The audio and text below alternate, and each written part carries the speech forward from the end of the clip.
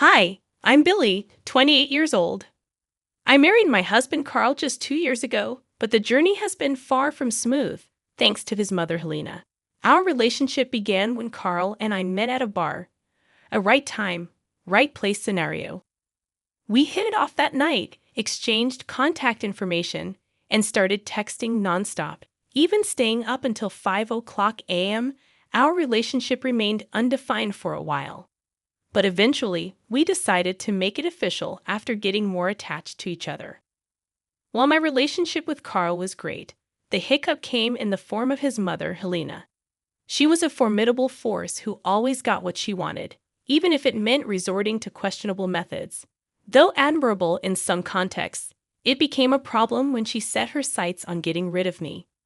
Helena never approved of me, convinced I was after Carl's money, despite the fact that I earned more than he did.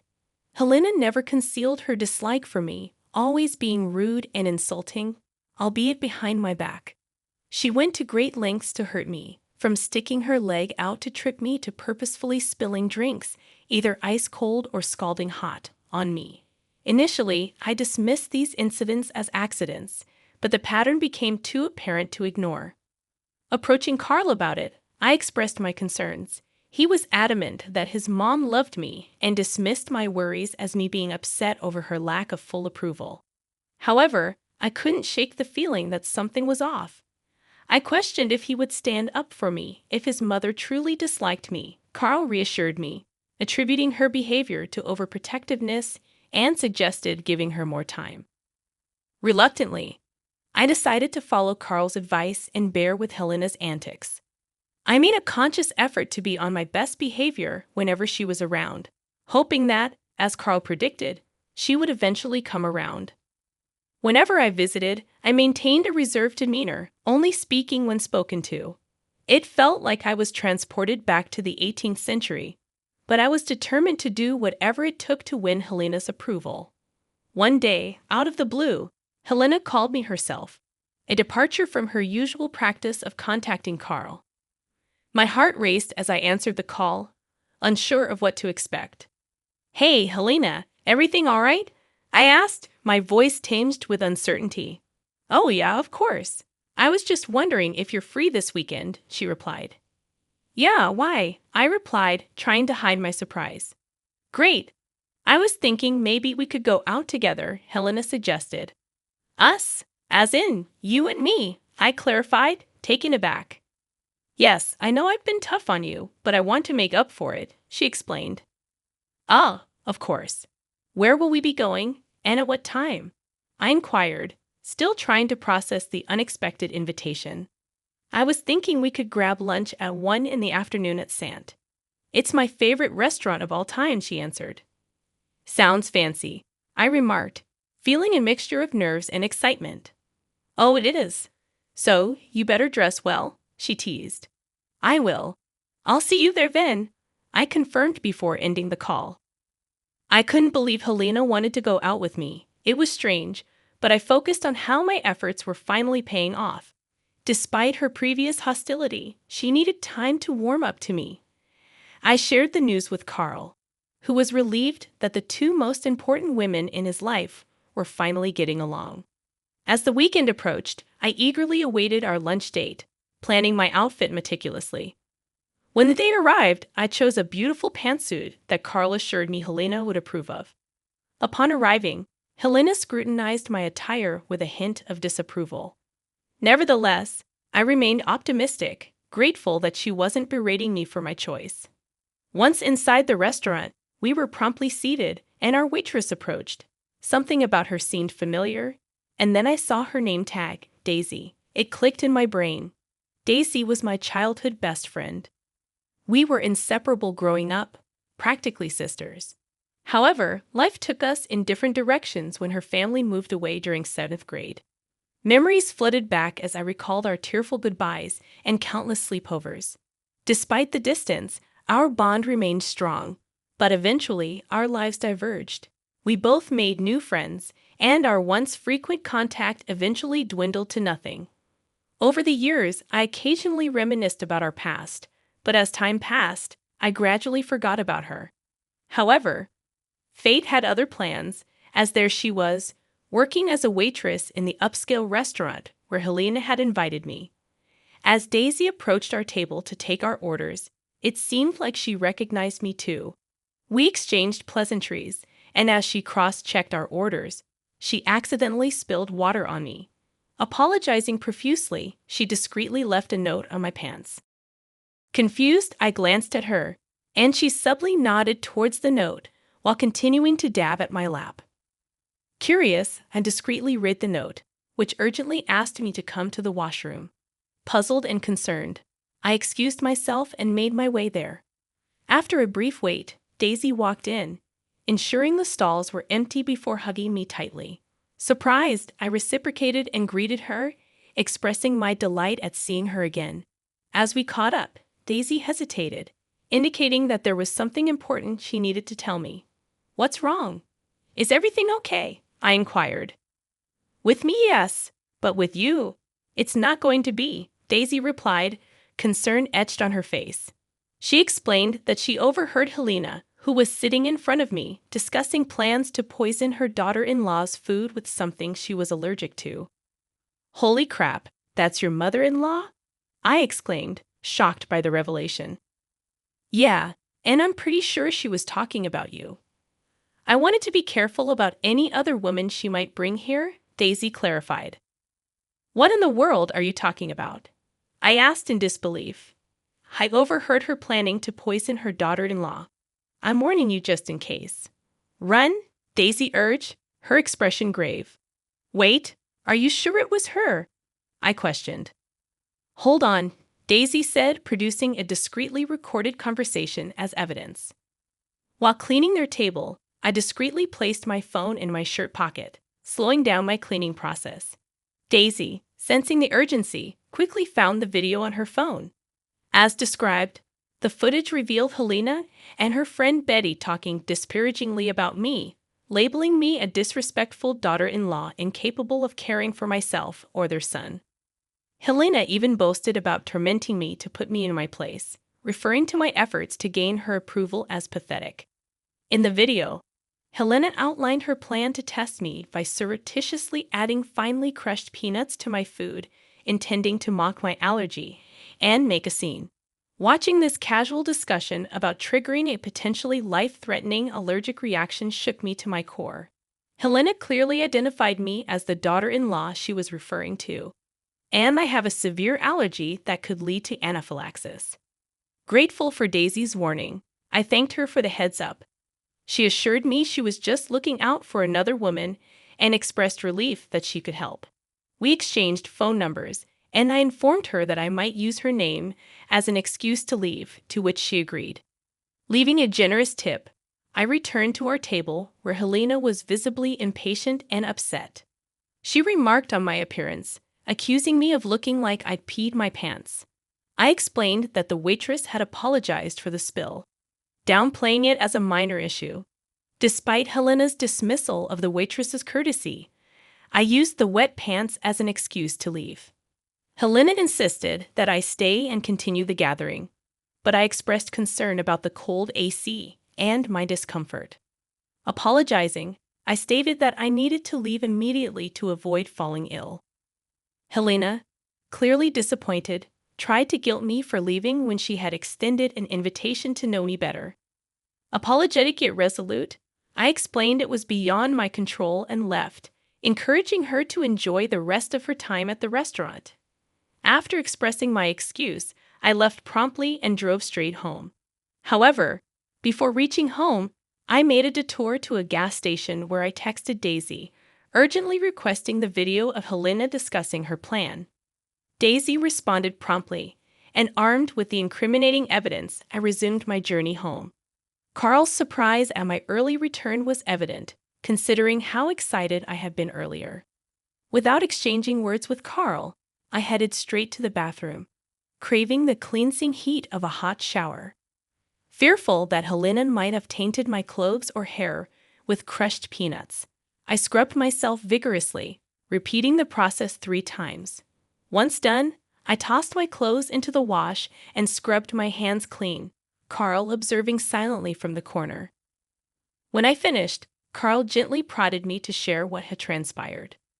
Apologizing for my earlier paranoia, I confessed to encountering a childhood friend who worked as a waitress at the restaurant. Carl, puzzled, listened as I recounted Daisy's warning about Helena's sinister intentions. Unconvinced, Carl questioned the credibility of my friend's claims, prompting me to reveal the recorded conversation. As the video played, Carl's eyes widened in shock, realizing the gravity of his mother's actions. Memories of my previous hospitalization due to accidental peanut ingestion resurfaced, intensifying his horror at his mother's planned cruelty. Remorseful, Carl apologized profusely for dismissing my concerns about his mother's behavior in the past. He acknowledged the trauma I had endured and expressed deep regret for not taking it seriously. Grateful for his sincerity, I accepted his apologies, letting go of the resentment that had lingered between us. I understood Carl's perspective. Who could fathom their own mother actively trying to harm their spouse? We discussed his mother's sinister plan at length, agreeing that it was in our best interest to avoid meeting her in person ever again. We didn't want to risk any further harm. That night, Helena called Carl to complain about my perceived indecency for leaving early. Carl was prepared to address the matter. "We need to talk about your wife," Helena complained. "Yeah, we do. So, what do you have to say?" Carl responded. "I knew it. That wife of yours is beyond disrespectful. She left early today, after I took time out to spend one-on-one time with her. The audacity of her. It's high time you leave her. If she can't respect your mother, is she really worth it?" Helena insisted. "Why would she try to respect my mother when my mother tried to poison her?" Carl retorted. Excuse me. I can't act all high and mighty now." "What are you talking about?" Helena denied. "I have a video of you discussing how you were going to mix crushed peanuts into her food with Aunt Betty. Whether it was a joke or not, it was sick. I'm glad Billy was informed and got herself out of the situation fast. Neither of us wants you to visit us ever again. We can chat and video call, but that's about it. If you show up, we will release the video and get a restraining order against you. Goodbye, Mom," Carl firmly declared before ending the call. Carl's assertiveness was liberating, as he stood up for me, expressing the things I wished to convey to Helena from the start. Helena persisted in calling and texting, spewing insults against me. Carl occasionally picked up her calls, hearing her accuse him of disrespecting her by believing his wife's lies. Nevertheless, he always found a way to end the conversation. Initially skeptical about Helena listening to our firm stance, she kept her communication limited to calls and texts for months. Just as we began to relax, Helena decided to visit. Frustrated by her relentless insults, Carl ignored her calls for about 2 weeks. She was displeased with our decision, and in her determination to express her dissatisfaction, she chose to show up uninvited at our house. Her incessant doorbell ringing and shouts for us to open up became unbearable. Despite attempting to ignore her, the persistent noise eventually gave me a headache, prompting Carl to open the door. She pushed him aside and marched into the house. Wary of her evident anger and potential for causing harm, I tried to keep my distance. However, my curiosity led me to observe the confrontation. Helena wasted no time in expressing her displeasure. "Mom, what are you doing here? Didn't we? Don't you start with me, Carl. I'm your mother, and I have a right to know about what's going on in your life." "Sure, but you've never actually asked me what's been going on in my life. All you've been giving me are your unsolicited opinions on my wife." "They're not opinions. They're facts. Look, I'm sorry I ignored your calls, but you need to leave now." "I'm not leaving until your witch of a wife comes here and apologizes for defaming me." "Defaming? She didn't do anything like that. How can you stand up for her against your own mother?" "I didn't at first, but then I saw the proof, and I couldn't side with you anymore. So get out, please. That proof is fabricated. Like I'd ever try to put crushed peanuts in her food. I'm going to ask you to leave once again, or I will get the police involved." Helena refused to leave, escalating the situation by accusing me of being a family wrecker and threatening to make me pay in the worst possible way. Terrified, I was relieved when Carl called the police, who escorted her away. Subsequently, we filed for a restraining order, determined to maintain a distance from her. Helena persisted in portraying me as evil to the police. This false narrative hurt, especially since I hadn't done anything to warrant such hostility. Facing backlash from Carl's relatives for seemingly villainizing his mother, Carl took a bold step. He placed them in a group chat, sharing the video of Helena planning to poison me and explaining my severe peanut allergy. The relatives apologized and redirected their anger at Helena.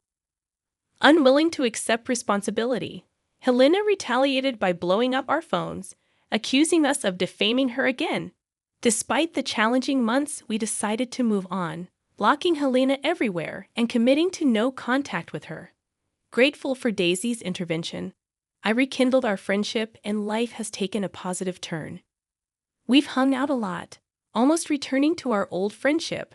With Helena out of our lives, we look forward to a better and brighter future. I divorced my husband because he cheated on me 3 years ago with my younger sister. They sent me an invitation to their wedding. My mother said she would attend, and I felt betrayed by her too. Then she said, "I'll do something fun, you just wait and see." I had a plan to punish the two of them. My name is Emma. My husband and I worked in the same company, and I was his boss. He was a bit unreliable but sincere and friendly. I was responsible for training him and teaching him the job. At first, he was nervous about the new work, but over time, we grew close. "Yuma, are you free on our next day off?" he asked me. I was surprised when he asked me out on a date, but I was excited to see how confident he was outside of work. It made my heart skip a beat. After that, we often went out together. "Emma, will you be my girlfriend?" he asked. 6 months after we officially started dating, he could handle his work all by himself. He had become a valuable part of our company. I felt as happy as if it were my own success when other bosses praised him. He then got promoted and moved to a different department. That's when he proposed to me. "Emma, I want you to marry me." "Yes, I'd be happy to," I replied. My parents and younger sister Kate immediately liked Liam, and our wedding went smoothly. Kate, who was the same age as Liam, got along with him right away. "You're so lucky to marry a kind man like Liam. It seems like people at work have high expectations for him, right?" Kate said. She had just broken up with her boyfriend and was yearning for marriage, always telling me how jealous she was of me. After our wedding, I continued working and taking care of the household, supporting Liam both at work and in our personal lives. At least I thought I was supporting him. About a year after our marriage, he started coming home later and later, and we hardly ever had dinner together. "Hey Liam, we haven't talked about work lately. Is everything okay?" I asked. "Nothing's wrong," he replied tersely. "But you've been coming home late every day. If there's anything I can do to help." "There isn't," he cut me off. He used to share everything with me, but recently he seemed annoyed whenever I brought up work. On his days off, he'd either sleep all day, claiming exhaustion, or head out to clear his mind. Feeling like we weren't spending enough quality time together, I made a suggestion to Liam. "Hey Liam, how about we go to a spa together during the next holiday?" My sister recommended a place to us, I suggested. "A spa, huh?" A spa is a place where we can relax and recharge our bodies and minds, especially from the stresses of work. Seeing Liam busy, I took the initiative to make a hotel reservation that included a spa. A week before our planned spa trip, I asked Liam, "What time should we leave next week for the spa?" "Huh? Oh, is the spa trip next week? I forgot to mention I have a business trip scheduled for that weekend." "What? But you've known of the spa trip for a while now." "Well, it's work, so I can't really change it, can I?" "I see." Liam's department seemed busier than ever with frequent business trips. It seemed like I had no choice but to give up on the spa trip this time too. As usual, Liam left early in the morning for his business trip. If things had gone as planned, we would be on our way to the spa together by now, I thought sadly. While feeling down, I received a phone call. It was from the hotel where I had booked a reservation. Despite sending a cancellation email, they didn't receive it due to an error and called to confirm our arrival time. That's right, I thought. I might as well invite Kate. I called my parents' house, but Kate had been out since morning and wouldn't be back soon. So, as a last resort, I decided to invite my mother to the spa. Compared to my sister, I had almost given up on the idea that my mother would be able to go on such short notice, but surprisingly, she agreed. Really? Is it okay to leave Dad alone? I asked. Right now, I'm more worried about you than your father, she replied gently. It seemed she had noticed I'd been feeling down lately and chose to join me on the trip. Thanks, Mom. I should be thanking you. I'm happy to be on a trip like this with you. I decided to make the most of the trip with my mother, which was a rare treat. However, as soon as we arrived at the hotel, my mother and I noticed something unusual. Mom, look at that. At the hotel, we spotted Liam, who was supposed to be away on his business trip. He was walking closely with another woman, both looking happy as they entered the same hotel where we were supposed to stay. As they walked in, the woman turned her face towards us for a brief moment. You've got to be kidding, I whispered in disbelief. The woman with Liam was my sister Kate. After that moment, shock took over and I have vague memories of how I made it back home. My mother made me some tea, which eventually helped me to start calming down. He had been lying to me, and not just Liam, Kate had deceived me too. After calming down, I called Liam's department. As I suspected, they hadn't been assigning business trips or much overtime for years. When I shared with my mother the days Liam came home late or was away on supposed business trips, it turned out Kate wasn't home on those days either, a detail that struck me. All those times he was late or away on trips, he was meeting Kate, wasn't he? I realized with a surge of anger rather than sadness. With the truth revealed, anger consumed me. Mom, I'm divorcing Liam. I don't want to see Kate, so I won't visit home for a while. She stayed silent but understood my decision. I made all the preparations just before Liam returned. I organized the divorce papers, arranged a new contract for my own house, packed my things, and moved into a temporary apartment before settling into the new place. At our home, I left a letter along with the divorce papers for Liam. I specified that all legal matters, including alimony, would be handled through my lawyer, and I blocked all forms of communication with him. To keep my new address private from Liam and Kate, I didn't inform my parents. Since we worked at the same company, we occasionally crossed paths, but I avoided any interaction with him completely. Realizing the gravity of the situation, Liam quickly agreed to the divorce. He didn't disclose the reason to anyone, but our colleagues seemed to gather it from my behavior and wisely avoided discussing the matter. 3 years went by with me keeping my distance from both Liam and my family. One evening after work, I found my mother waiting for me in my room.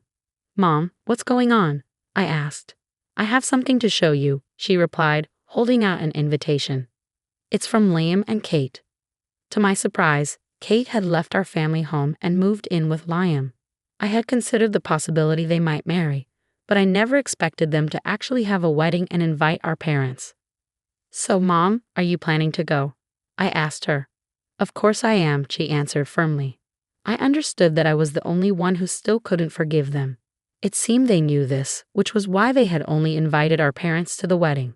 Having distanced myself from Liam and my parents, I felt I had no right to object. Seeing my sadness, my mother smiled reassuringly and said, Don't worry. I'm not going because I forgive them.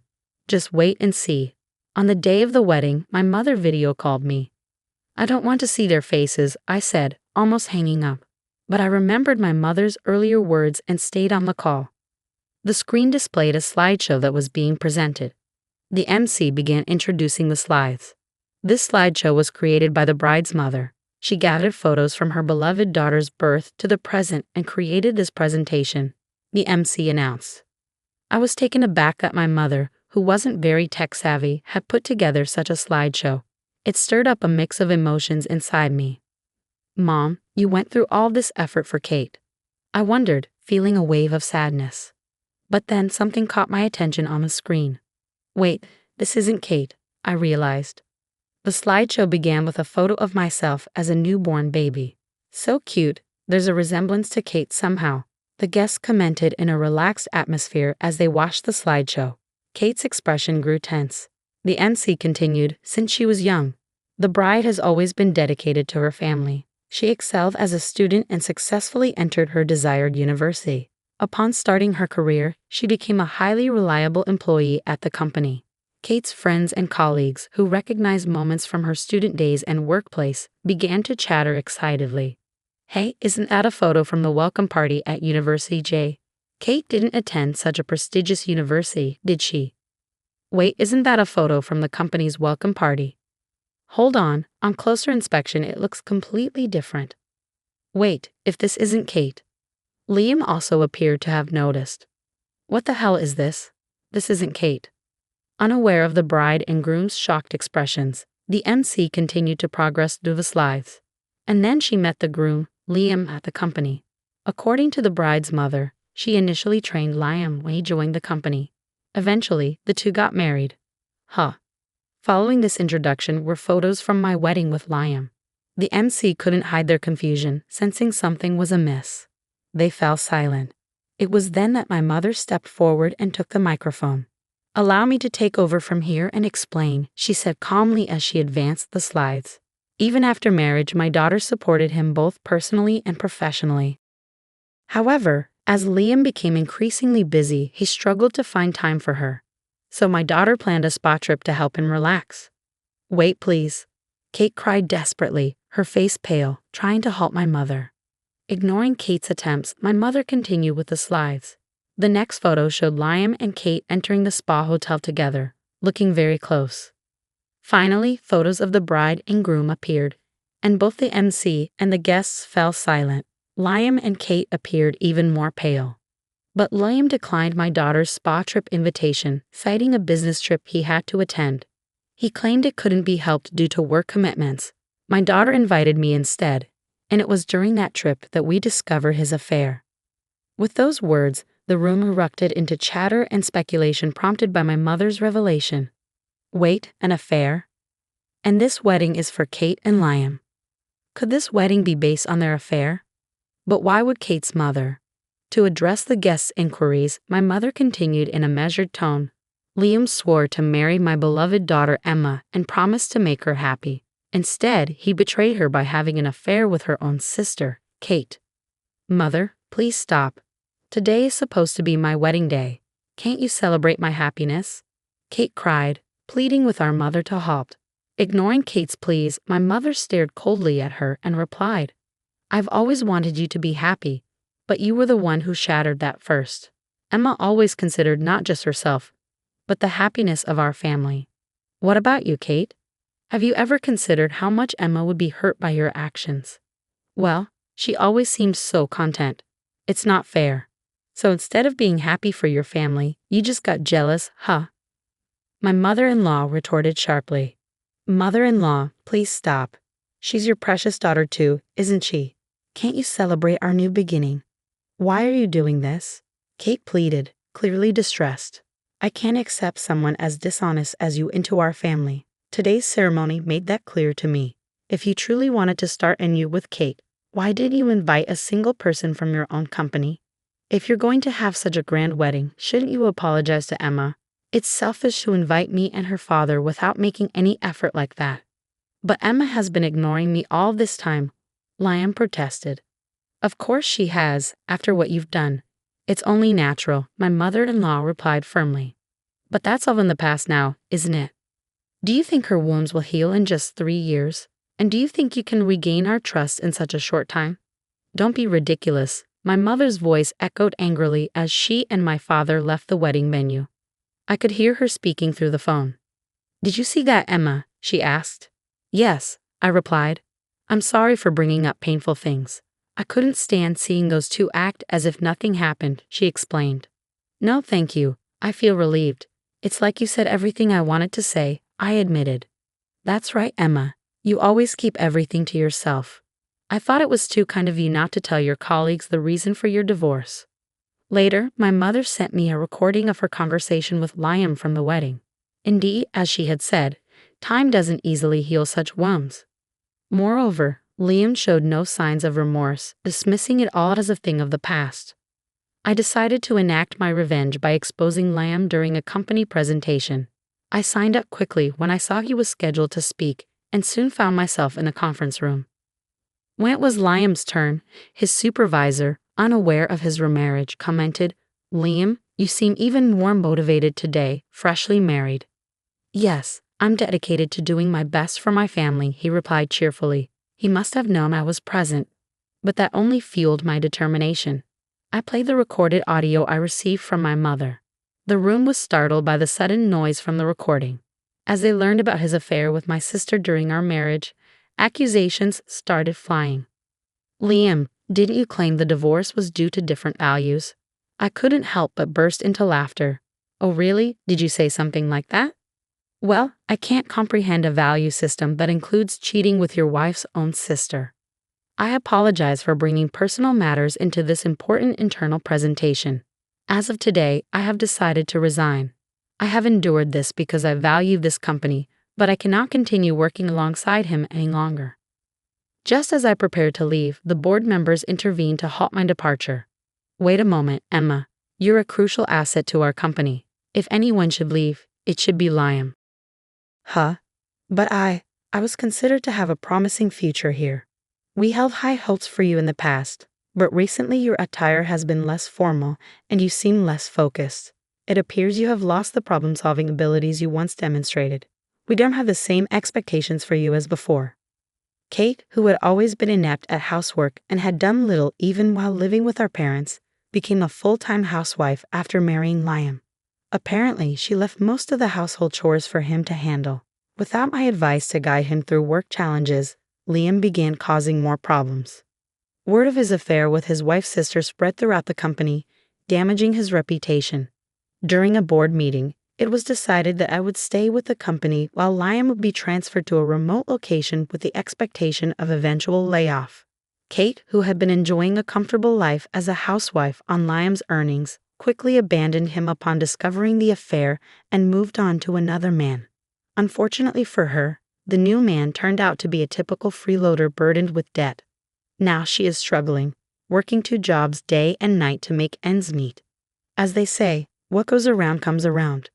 When you do wrong, it eventually catches up with you. Watching Liam and Kate face the consequences of their actions, I finally felt ready to begin a new chapter in my life. Don't come back here because my girlfriend and I are going to live in this house. On the day my 3-year-old daughter was finally allowed to come home from the hospital after being there for a month, I returned to find my husband living with another woman. I was shocked by his betrayal. Both he and his girlfriend laughed at me, mocking me. To make things worse, my husband had the nerve to call me back to clean up the house, essentially kicking me out. Furious, I talked to some people and made sure my husband and his girlfriend faced consequences for their actions. My name is Emily. I met my husband Michael through my sister's husband, and we lived together with our 3-year-old daughter. We built our house while I was pregnant. We chose everything together, keeping it white inside and out, which I really liked. However, white gets dirty easily, so it needs a lot of cleaning. My husband gets very upset if there is even a small stain. He gets angry when our daughter spills food or dirties the walls. But he never helps clean up. He just complains that the house is dirty. He always points out the tiniest details, and lately I've been getting really fed up with it. Initially, I quit my job and became a full-time housewife after we got married. But when our daughter started kindergarten, I decided to work part-time to save money for the future. Since I started working, I hoped my husband would help more with housework and childcare. However, he thinks that my part-time job is my own choice. So he continues to leave all the household and childcare duties to me, just like before. One day, after sending our daughter to kindergarten, my sister and her husband, who live nearby, were supposed to visit our house. I tried to tidy up as much as possible while helping my daughter get ready in the morning.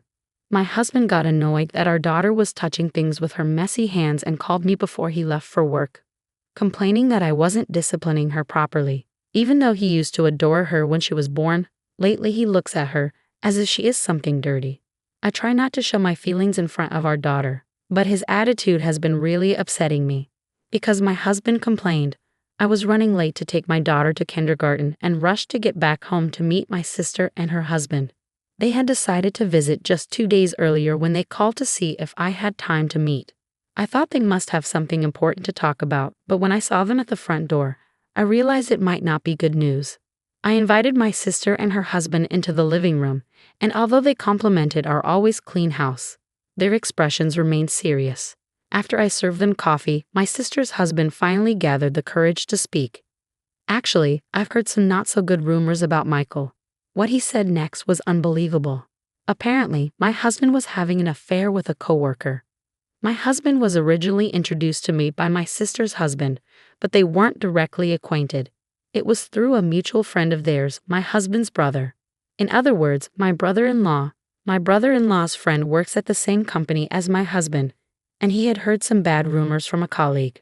One of the colleagues said that a female coworker had been going around saying she has a boyfriend in the company, and it seemed like she was talking about my husband. Just as my brother-in-law's friend was trying to discreetly find out if the rumors were true, he accidentally stumbled upon my husband and the woman together. They weren't even trying to hide it, openly flirting at the company. His friend was shocked, took a photo of them, and reported it to my brother-in-law. Then my brother-in-law told my sister's husband and showed him the photo. Even though my sister's husband initially couldn't believe it, he had to accept the truth when he saw the photo evidence. He had the photos with him, but I chose not to look at them. My sister and her husband apologized, feeling sorry for introducing me to a man who would cheat. Finding out about my husband's affair left me unsure of what to do. I had never doubted him before my sister's husband shared his story. Most of all, I didn't want to take my daughter's father away from her. But I also couldn't bear the idea of being betrayed. Just as I was about to discuss next steps with my sister and her husband, my phone rang. It was the kindergarten, informing me that my daughter had a high fever and needed to be picked up. It looks like my daughter is sick with a fever, so I needed to go pick her up. When I mentioned this, my sister and her husband, who had come by car, offered to come with me to get my daughter. The three of us went together to pick her up from kindergarten.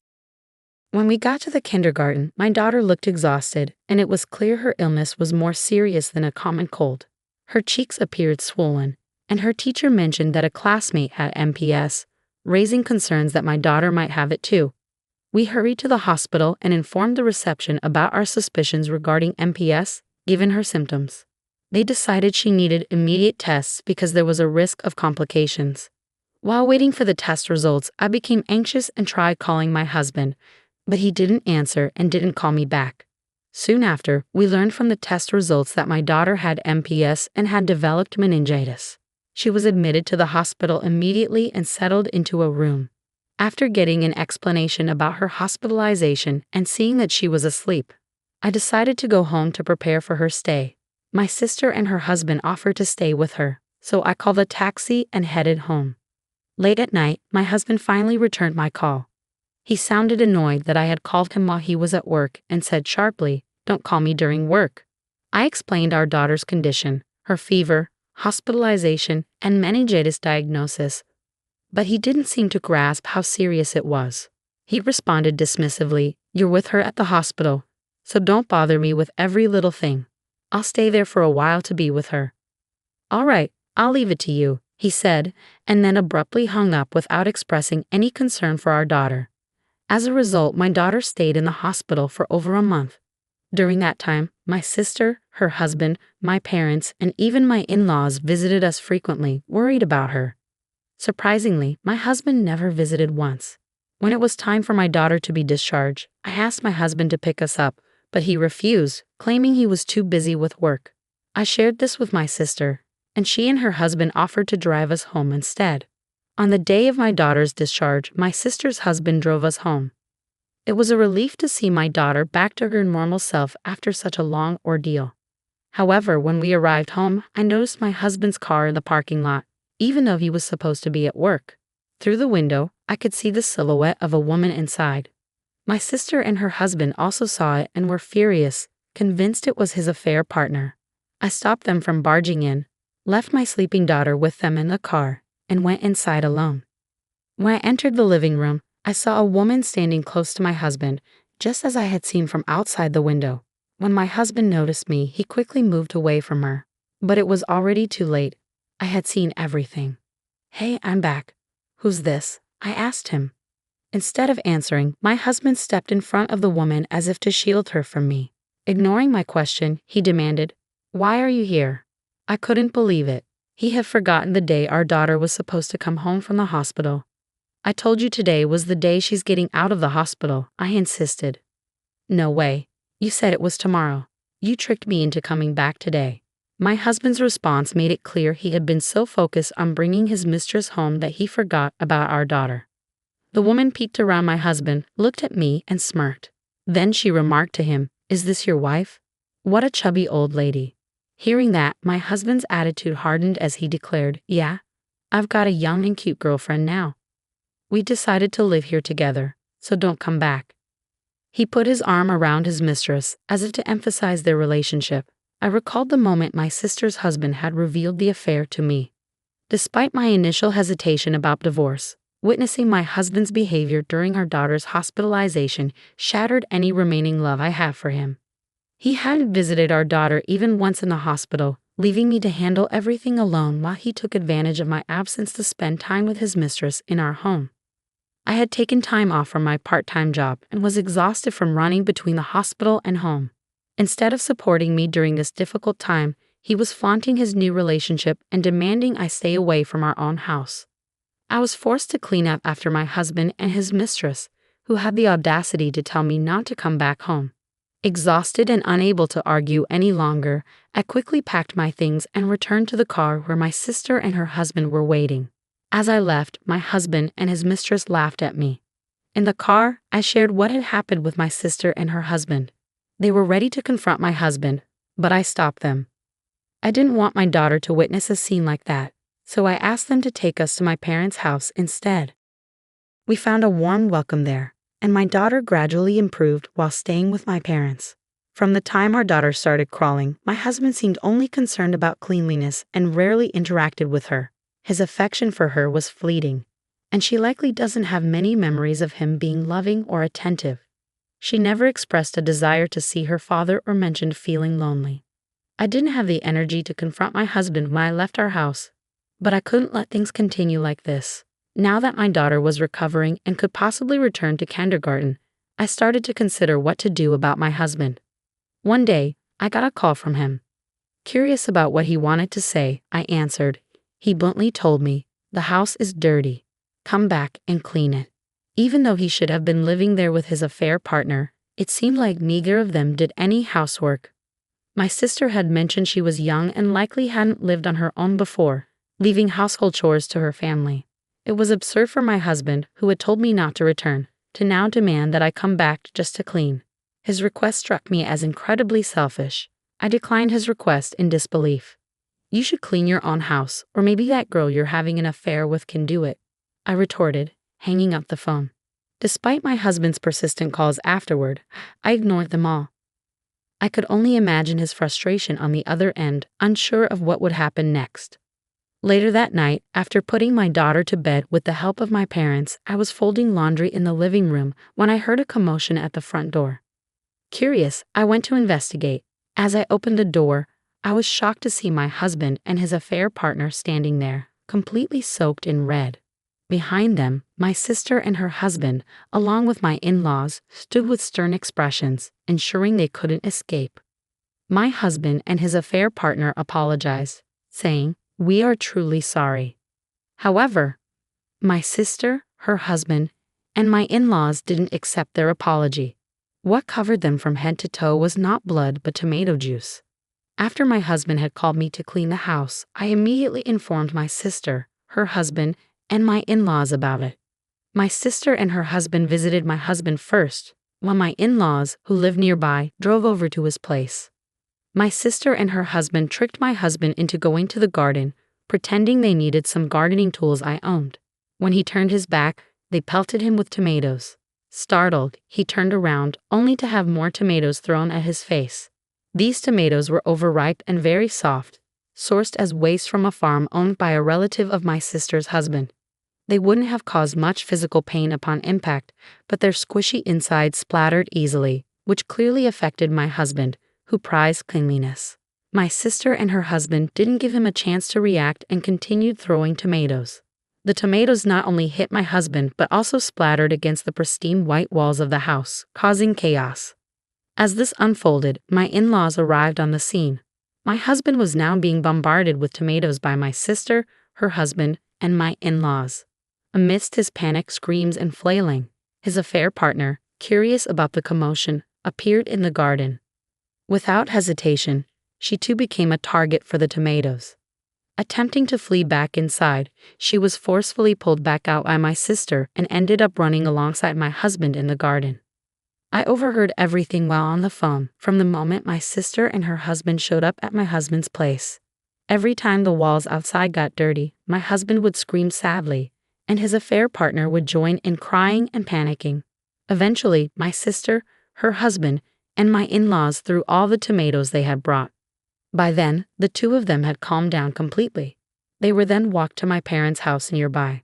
Even though I can never forgive what my husband and his lover did, hearing my husband's pitiful voice and the lover's cries made me feel a bit better. It was almost funny to see them both so desperate, apologizing to me. My sister's husband came up with this plan. After my daughter left the hospital, I began to doubt my husband's behavior during her stay. I decided to set up the baby monitor we used when she was little in our bedroom. I suspected that if my sister's husband was right, my husband might have been bringing his lover to our house while our daughter and I were away. I was anxious that the hidden baby monitor, concealed near a houseplant, would be discovered at any moment. Fortunately, neither my husband nor his lover found it, and it captured everything they did. Since the day my daughter was in the hospital, it seemed like my husband was living with his lover at our house part-time. Each time I returned home, I saved the recorded footage as proof. After my daughter left the hospital and I confirmed my husband's affair, I confided in my sister and her husband about the video evidence and sought their advice on what to do next. They suggested involving my in-laws first. My in-laws live about a 30-minute drive away and are usually calm people, unlike my husband who often gets angry. So with my sister and her husband, I took the evidence to my in-laws' house. At first, they found it hard to believe that their son could cheat. However, when we showed them the footage, they saw undeniable proof of my husband being intimate with his lover. They had no choice but to believe me. What's worse, my husband was heard saying hurtful things about our daughter, like how she just makes a mess and isn't cute at all, and that he wanted to throw both her and me out. This revelation made my in-laws furious. They wanted to confront my husband immediately. But my sister, her husband, and I convinced them to hold off for the moment. When my husband found out I knew about the affair, he became defiant. We didn't want to give in to his wishes for a quick divorce, so we discussed with my in-laws how to come up with a fitting punishment. Seeing the evidence on the video, my in-laws were also deeply hurt and immediately agreed to our plan. After brainstorming together, we decided on a unique punishment, throwing tomatoes at him. This idea came from my sister's husband, who had studied in Spain and was inspired by the tomato festival there. We thought it would be satisfying because my husband really dislikes getting dirty, and throwing tomatoes wouldn't cause any harm. It was also convenient timing since my sister's husband's relatives, who are farmers, had an excess of tomatoes that were going to be discarded. Initially, I was taken aback by the unusual idea, but I soon realized that simply throwing tomatoes wouldn't suffice. I felt my husband deserved to experience some discomfort from being hit by tomatoes, so I agreed to the plan. My sister, her husband, and my in-laws were all set to carry it out. I wanted to join in throwing tomatoes at my husband as well, but I was still concerned about my daughter's well-being and couldn't leave my parents' house. Additionally, my sister and her husband felt guilty for introducing me to my husband, and my in-laws felt responsible for how they raised their son. So it was decided that the four of them would proceed with the plan without me. I made sure they promised to do it outside the house, not inside. Despite my disappointment at not being able to throw tomatoes myself, witnessing my husband and his lover in such a pitiful state, thanks to my family, was oddly satisfying. I had already informed my parents about my husband's affair, so when they were brought to my parents' house, they were visibly uneasy. I threw the divorce papers at my husband without looking him in the eye and said firmly, "Let's get divorced. I have all the evidence of your affair. You'll also need to pay child support." Upon hearing the mention of child support, the lover reacted with disbelief. It seemed she had been imagining marrying my husband, becoming a housewife, and living comfortably. Realizing that child support payments could burden her financially, she began denying any involvement, claiming, "I have nothing to do with this man." That's when I mentioned the footage from the baby monitor. At this point, the lover argued that it was an invasion of privacy, and my husband backed her up, threatening legal action against me. However, my in-laws, along with my sister and her husband, scolded them harshly. Still shaken from the tomato incident, both of them fell silent quickly. When I reiterated to my husband that he needed to agree to the divorce, he reluctantly began to complain. I've been supporting you all this time, and as a housewife, you should obey your husband. You can't even clean properly. You were a useless wife. It's only natural that I cheated on you, my husband sarcastically remarked, mocking the idea of a part-time working mother being able to support herself. However, there was a reason why I decided to return to my parents' house this time. It wasn't just because my parents and my sister and her husband welcomed me back, but also because I was offered a full-time position at my part-time job. When I informed my husband about this opportunity, he clicked his tongue in frustration. That's when I made it clear to him that my daughter and I would never return to that house again. Predictably, my husband started complaining about who would clean the walls of the house. But ultimately, it was his infidelity that caused all of this, and he was entirely at fault. When he demanded that I pay for cleaning the exterior, my in-laws had had enough. They disowned him right then and there for bringing up such trivial matters at this point. After being disowned by my in-laws, my husband unexpectedly proposed to his mistress. Covered in tomato and feeling humiliated, she had lost all affection for him, and the idea of paying child support added to her rejection. She bluntly told my husband, "I'm not interested in a man without money," leaving him stunned. Under our stern gazes, my husband reluctantly agreed to our divorce. We informed them that we would continue discussions through our lawyers, and then we sent my husband and his mistress away. I'm not sure what they discussed on their way back, but apparently, they ended up angrily arguing and parted ways, cursing each other out. Afterwards, my husband ended up living alone in our house, struggling to manage the mortgage and child support payments on his own. He tried seeking help from his brother, but was coldly turned away and cut off from his family. Now he had no one left to rely on. Meanwhile, the mistress faced repercussions from the rumors about her relationship with my husband. She ended up quitting her job, and when her affair was discovered by her parents, they disowned her just like my husband's family did to him. She was kicked out of her parents' home and now lives in a cheap, run-down apartment. During the day, she works part-time, and at night, she works in a nightclub to make ends meet. My sister once spotted the mistress working at a store's register and remarked how much weight she had lost and how aged she looked, despite being in her early 20s. It's heartbreaking to think about how a single mistake could dramatically alter someone's life and rob them of so many potential happy moments. As for me, I've started working full-time with the support of my parents, sister, and her husband, who welcomed me back to their home. It's challenging at times, but I'm beginning to feel a sense of achievement as I take on more responsibilities at work. My daughter has settled into living with my parents and is thriving each day. When we lived with my husband, she struggled to get along with adult men, likely due to his yelling.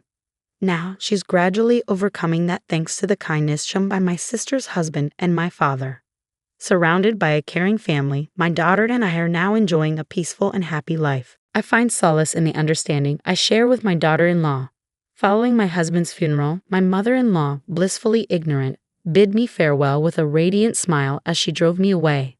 However, the next day, panic painted her face when she visited my parents' house where I sought refuge. It was clear her scheme to secure my husband's inheritance had hit a snag. In that moment, the true gravity of ignorance struck me. My name is Emily. I'm 39, married to John, who is 2 years my junior. We have a daughter, Rose, in first grade. Living with my mother-in-law began a year ago after my father-in-law's passing. Concerned about her solitude in their spacious home, I agreed to the cohabitation. Initially, we split living expenses, offering some relief. Yet, unexpected challenges emerged as my mother-in-law started criticizing me for sharing household chores with my husband. She disapproved, asserting that it was unfit for the head of the family to engage in such tasks. Despite my role as the primary breadwinner due to a 2-year age gap with my husband, my mother-in-law remained oblivious to this fact. Frustrated, I pleaded with my husband to enlighten her about our financial dynamics, hoping to resume our shared responsibilities. However, he hesitated, revealing his reluctance to take on additional chores. Disappointed, I realized a new facet of my husband's character. Eventually, labeled a failure as a wife, I found myself shouldering all household duties alone, while my mother-in-law, a full-time housewife, remained oblivious to the imbalance. It's almost comical that she isn't fulfilling her role as a housewife, considering she should be sharing the household chores. With my husband now liberated from domestic duties, he started venturing out alone on his days off, donning casual attire despite claiming to be at work. Skepticism gnawed at me, questioning the authenticity of his purported work engagements. Moreover, on weekends, he began frequently checking his smartphone, leaving me curious about what captivated his attention. Despite my interest, he guarded his phone closely, leaving no opportunity for me to investigate. His supposed overtime hours were also inconsistent. He often returned home around the usual time or just an hour later. While suspicions of infidelity lingered, observing his routine on weekdays made me question the validity of such thoughts. A few months later, anomalies in my husband's behavior became more apparent. He had been consistent in contributing his share of living expenses, but now, instead of the customary $670, he was depositing only $600 or sometimes even $540. Perplexed, I confronted him about the financial shortfall, emphasizing my strict principles regarding money matters. With many years of marriage behind us, I expected a straightforward explanation. He nonchalantly attributed it to the company's poor performance, claiming a temporary reduction in his salary, making it challenging to meet the usual contribution. Doubtful, I pressed further, questioning whether financial cutbacks were a guise for unfaithfulness.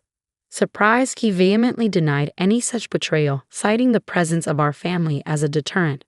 While his response seemed sincere, the mystery of his weekend escapades lingered. Frustrated by the lack of clarity, I contemplated hiring a detective agency to unveil the truth. However, before I could take that step, a significant event unfolded a few days later during his work. A call from an unfamiliar number shattered the tranquility of my day. It turned out to be my husband's boss. The voice on the other end, the embodiment of concern, disclosed a distressing truth. John, my husband, had been in a traffic accident during a business errand and his life hung in the balance. The gravity of those words plunged my mind into chaos. The notion of danger to his life left me momentarily paralyzed, but soon reality snapped back. I promptly informed my boss, set aside any ongoing tasks, and rushed to the hospital, fervently wishing for his survival. Upon reaching the hospital, the devastating news awaited me. My husband had succumbed to the impact of a car collision while waiting for a green light at an intersection. Attempting to evade another vehicle that ran a red light, he stood no chance against the force of the collision. His instant demise left me grappling with an overwhelming torrent of responsibilities. Last year, I had experienced the rituals of wake and funeral preparations with the passing of my father-in-law. But then, I had my husband by my side. Now, I faced the daunting task alone. My grief-stricken mother-in-law, lost in a daze, proved incapable of offering assistance. She occasionally wandered away, seemingly seeking solace in places steeped in memories of my husband. The shock of losing both husband and son in rapid succession left her incapacitated. In the face of this tragedy, I resolved to be strong. I had to not only navigate the funeral arrangements but also prepare my daughter Rose for a future without her father. Breaking the news to Rose was an agonizing task. I explained that her father had been involved in a fatal car accident, leaving only the two of us to face the world together. Despite the uncertainty of her understanding, I felt compelled to share this harsh reality with her. As we progressed through the wake, the day of the funeral arrived, ushering in a new wave of emotions. The tension mounted, and I found myself unable to contain the flood of tears. My mother-in-law, seemingly concerned about my emotional state, approached me and uttered something utterly unbelievable. In the midst of my mourning, she callously suggested that since there was no blood relation, I should refrain from claiming John's inheritance and simply depart, leaving Rose behind. She even went so far as to question Rose's worth as my daughter, proposing that I take her when I leave. Her laughter accompanying these heartless words added an extra layer of shock. Struggling to comprehend such cruelty amid my grief, I decided to maintain composure until the funeral concluded and distance myself from my mother-in-law's callous remarks. Her smirking face lingered in my memory, fueling a desire for some form of retribution. Post-funeral, I meticulously prepared to depart, packing only the essentials for Rose and me. I approached my mother-in-law and declared my renouncement of any claim to John's inheritance, offering it to her without hesitation. Her face lit up with joy at the prospect, expressing relief and gratitude for my supposed understanding. She eagerly agreed, seemingly content with the arrangement, and happily retreated to her room, signaling the end of our association. As we left the house, I couldn't fathom the newfound happiness she exuded. Despite our initial decision to live together due to her loneliness, she now appeared content with our departure. The reasons for her joy remained elusive to me.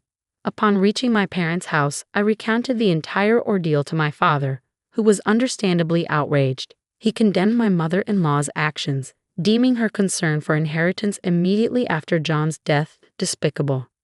Concerned about our financial stability without the inheritance, my father pondered our future.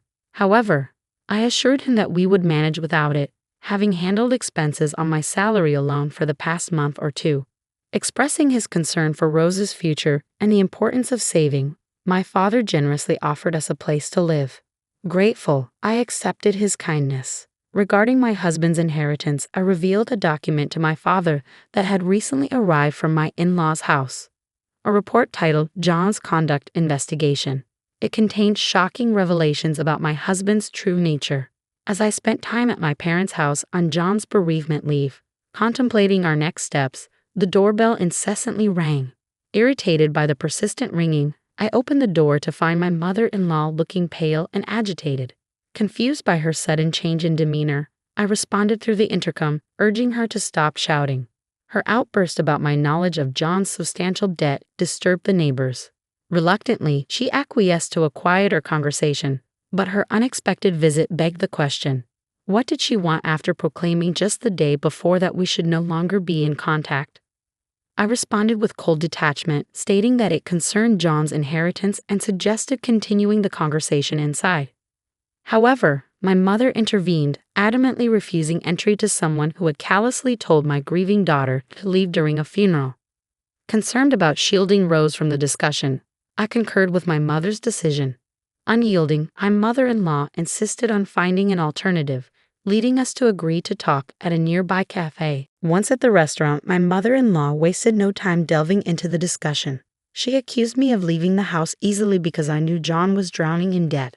I confirmed her suspicion, citing John's weekend work claims, perpetual smartphone proximity, and his sudden halt in contributing to living expenses as red flags.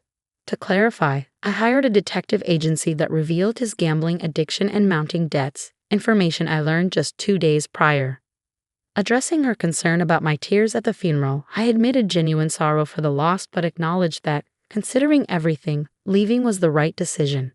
Intrigued, she questioned the total amount of John's debt. Startled, I revealed a demand letter I received that day, a staggering $6,700, contributing to a grand total of $33,700 in debt. I warned her that unless she renounced the inheritance, she'd be burdened with the entire sum. Dismayed by the revelation, my mother-in-law stuttered, confessing that the inheritance from her husband was already spent, $13,500 on luxury items, anticipating John's inheritance. This expenditure explained her post-funeral shopping sprees. Realizing her financial recklessness, I acknowledged my inability to assist with her debt and urged her to handle the renunciation herself. I left, and in subsequent events, she managed to renounce John's negative inheritance, but the $13,500 debt remained. Attempts to seek help from relatives failed due to the rumors of her actions on the day of the funeral. In contrast, life for Rose and me took a positive turn.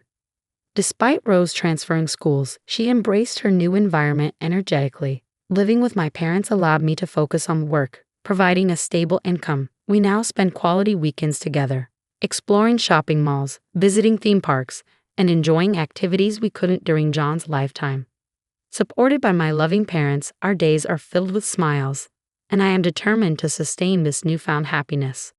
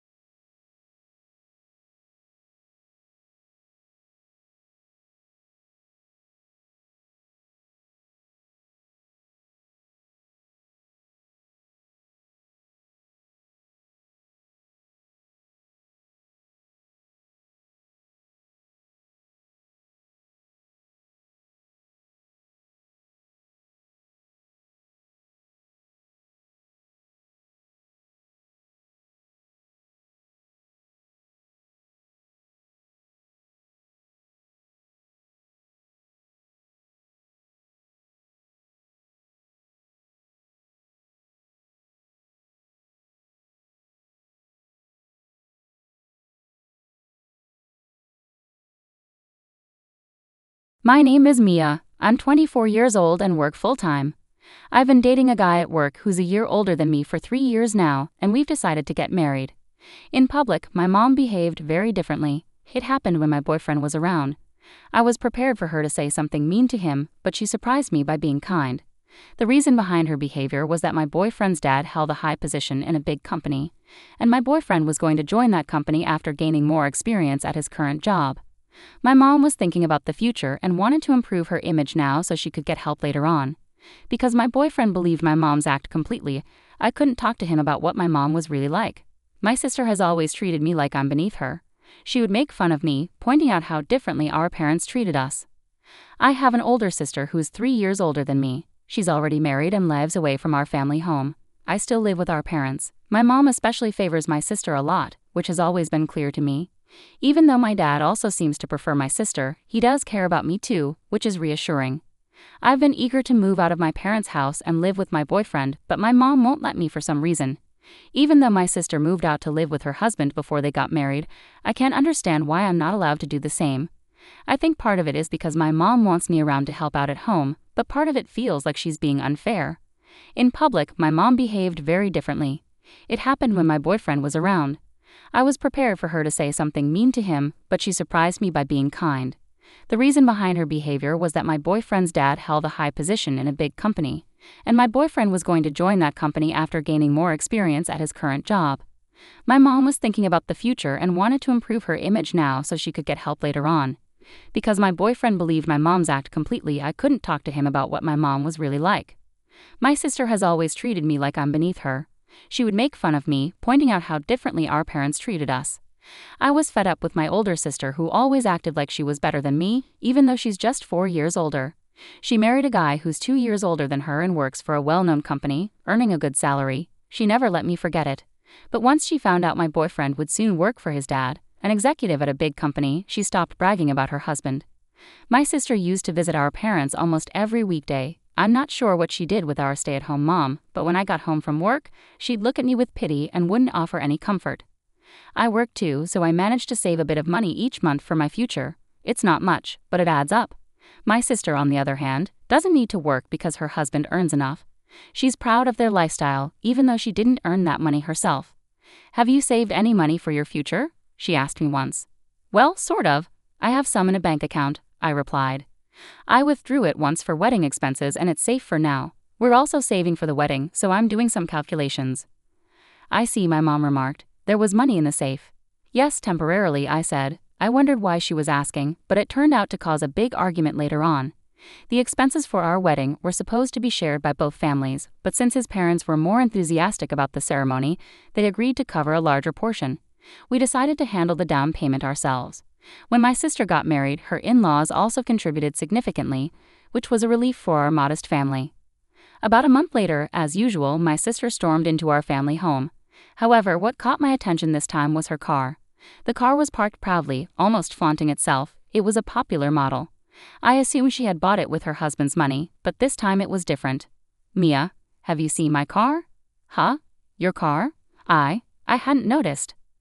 "That's good. Mom bought it for me." I was quite surprised. I couldn't help but wonder where the money came from. It wasn't a luxury car, but it was a new model worth nearly $30,000. I was astonished by how much my family favored my sister, even buying her a car. It was shocking. "You must be happy about this, right? Don't forget to thank Mia." "What? Why should she thank me?" I was completely baffled by what Mom was saying, but they both gave me a sly smile. "That's right. We used your money to buy it." "Huh? Thanks a lot, Mia." I didn't understand what they were talking about, and I felt confused. "The $30,000 in the safe, we used it to buy your sister's car. That was supposed to be your wedding fund, but it's okay, right? We're family," Mom said, giving me a mean grin. "But that wasn't my money. It wasn't even for my wedding." "Huh?" Mom's expression turned serious instantly. Thinking back on it now, it almost makes me laugh. My sister beside me was also surprised. I had already managed my money and returned it to my bank account. I hadn't even saved up to $30,000. But for some reason Mom was looking at me skeptically. Dad mentioned he hadn't withdrawn the wedding expenses yet. So isn't that different money in the safe? As we looked at each other, Mom and my sister seemed to be trying to piece together what they knew about whose money it was. I can't confirm whose it is. I said, but Mom thought I was bluffing and smirked at my uncertainty. I had seen an envelope marked $30,000 when I borrowed the safe from Dad before, so it's definitely not my money. Anyway, they said, "We're grateful to you, Mia. Take good care of the car. It's wrong to lay hands on someone else's money without permission." They both misunderstood things and just let the conversation drop, but Mom will regret this big mistake she made. My sister drove home in her new car and Mom went out shopping. I was left alone in the living room, feeling more and more eager to leave this house as soon as possible. Looking back, neither my mother nor my sister ever congratulated me on my upcoming marriage. Mom made a big deal out of my sister's wedding, celebrating joyfully when she heard the news. Meanwhile, both my sister and Mom practically pressured me into giving a $1,000 gift. Mom was thrilled and closely followed the details of my sister's wedding, eagerly looking at photos of the venue. However, when it came to my wedding, which was planned to be much more modest and affordable compared to my sister's lavish affair, she clearly showed her disappointment and gave me a cold response. Regardless, even before my sister got married, I had to endure constant bragging about her husband's income, looks, and personality. Information I never asked for kept coming my way. She would say things like, "Honestly, I doubt you'll ever find someone as amazing as my guy." It's the kind of thing a sister should never say to her younger sibling. I focused on my work, hoping to one day look back on my tough life at my parents' house and how I met my current boyfriend. He's a high achiever at our workplace, where we both work. As I mentioned earlier, he's soon moving to a major corporation where his father is an executive. Our current job is subcontracted by his father's company, so we earn a decent income. Initially, the company was discussing how much my boyfriend would transfer to his father's company after gaining experience at our current workplace. Supporting my boyfriend's growth and ensuring a smooth transition would benefit our business relationship with clients. When my sister first found out that my boyfriend worked at the same company as me, she made a rude comment, saying, "He's just like you." However, after I explained his future prospects, she went quiet. It might be because the company he's moving to is even bigger than my brother-in-law's company. My sister's patronizing attitude hasn't changed since we were kids. Our parents always favored her, buying her any toy she wanted without question. My dad, feeling sorry for me, would spend time playing with me. But my sister, who's good at pleasing others, sometimes manipulated him to keep us apart.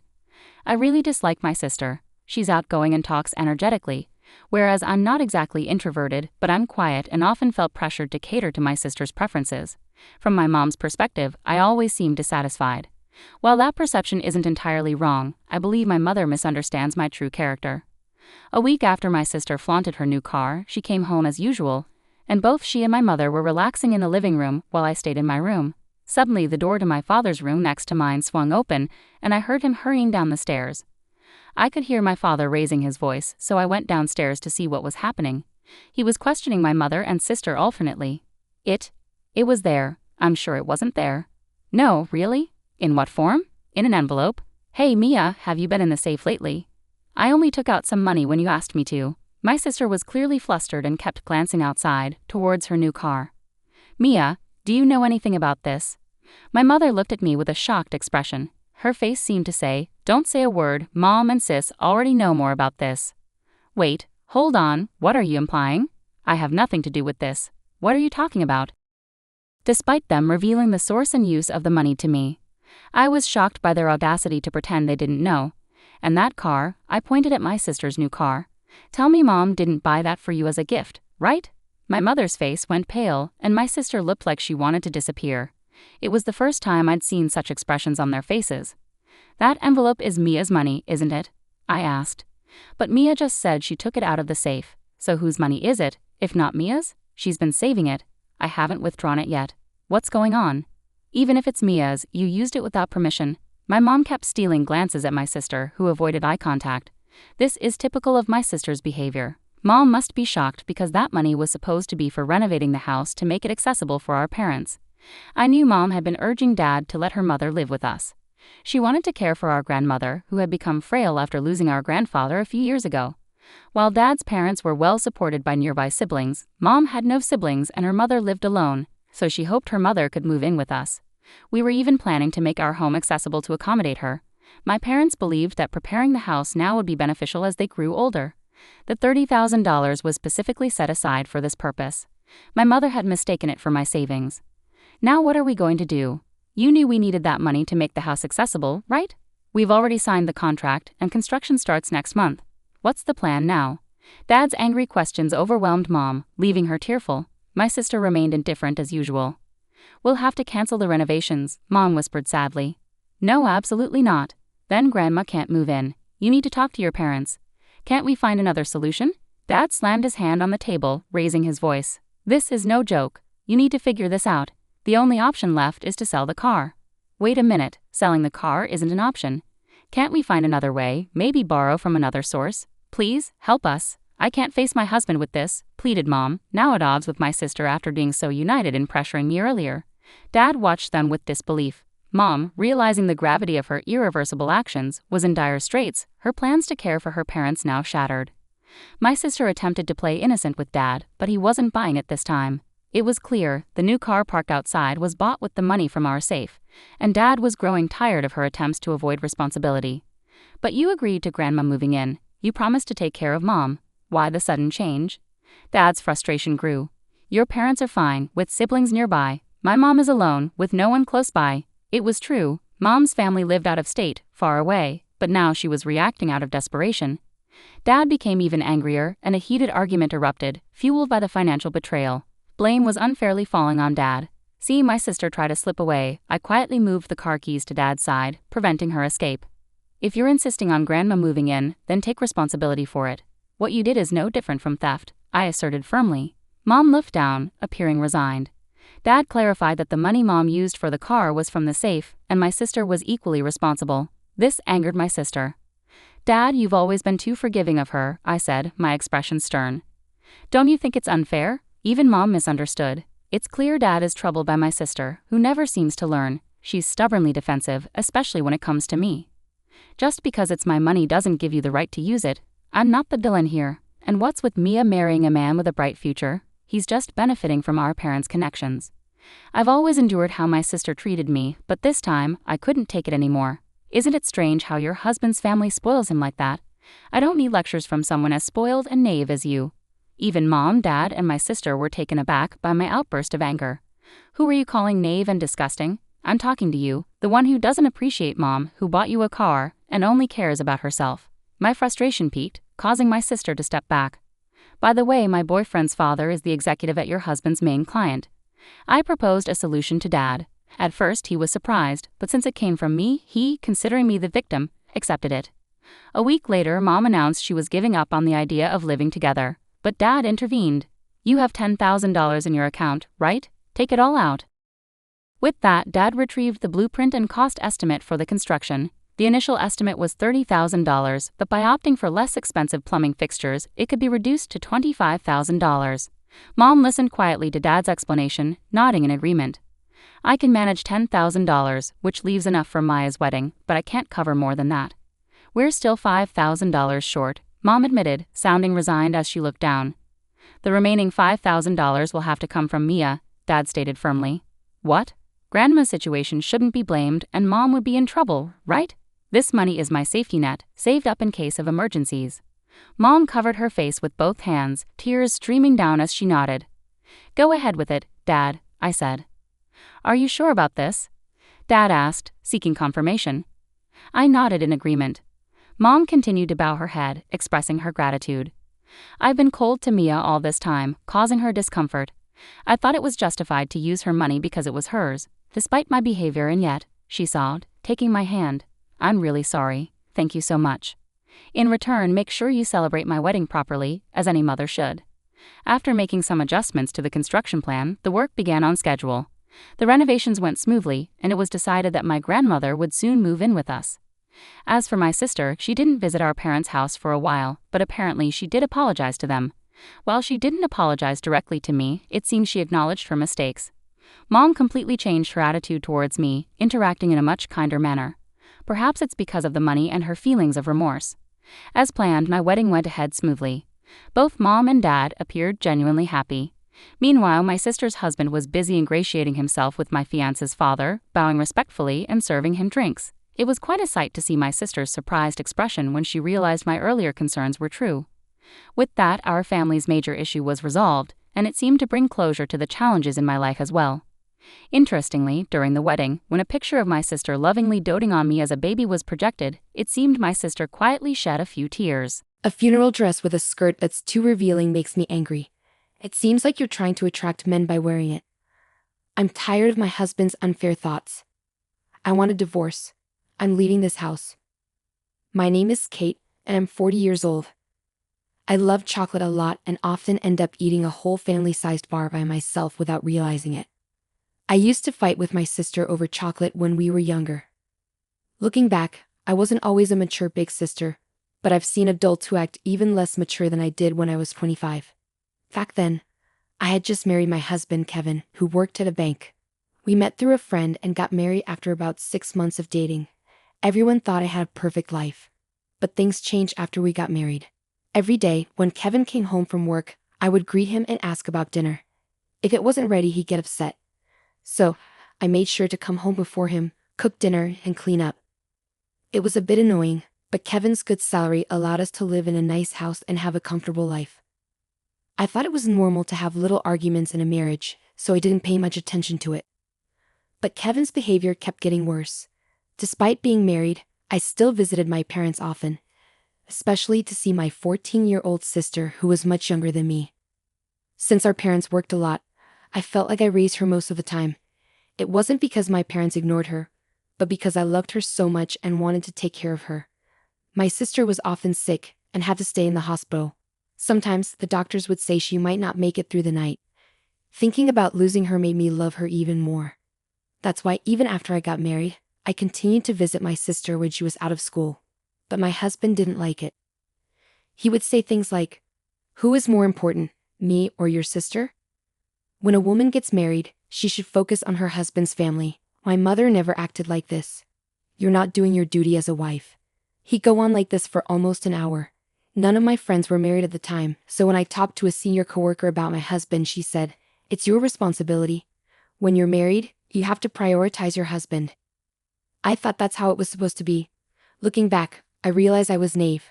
But even then, I couldn't imagine not seeing my sister. My sister's health was getting worse, and she was in the hospital again, only allowed short visits in a sterile room. It's natural for a family to want to be together in times like these. Sometimes, I'd even take a day off from work to go see her, and I started going to the hospital even on days when my husband was off. But my husband strongly disagreed with this. One day, out of the blue, he invited his mother, my mother-in-law, over to our house. With her there, he confronted me. "What are you even thinking? I work hard to take care of our home, and you can't even do that properly. You're just hopeless. I've told you so many times not to wear skirts, yet you still do. It's inappropriate for a married woman to wear a skirt. What's the problem with me wearing the clothes I like? And this dress was chosen by my sister. I can't just give up on it." See, there you go again, always bringing up your sister Kate. You should be caring more about me. After all, who do you think supports you?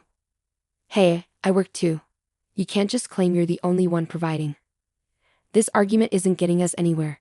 Listen, I've already called your workplace and told them you're quitting. You should be thankful. From now on, your focus will be on taking care of the house. What are you talking about? You can't make decisions like this without asking me first. I'm not going to listen to you. Starting today, you're going to live with my mom.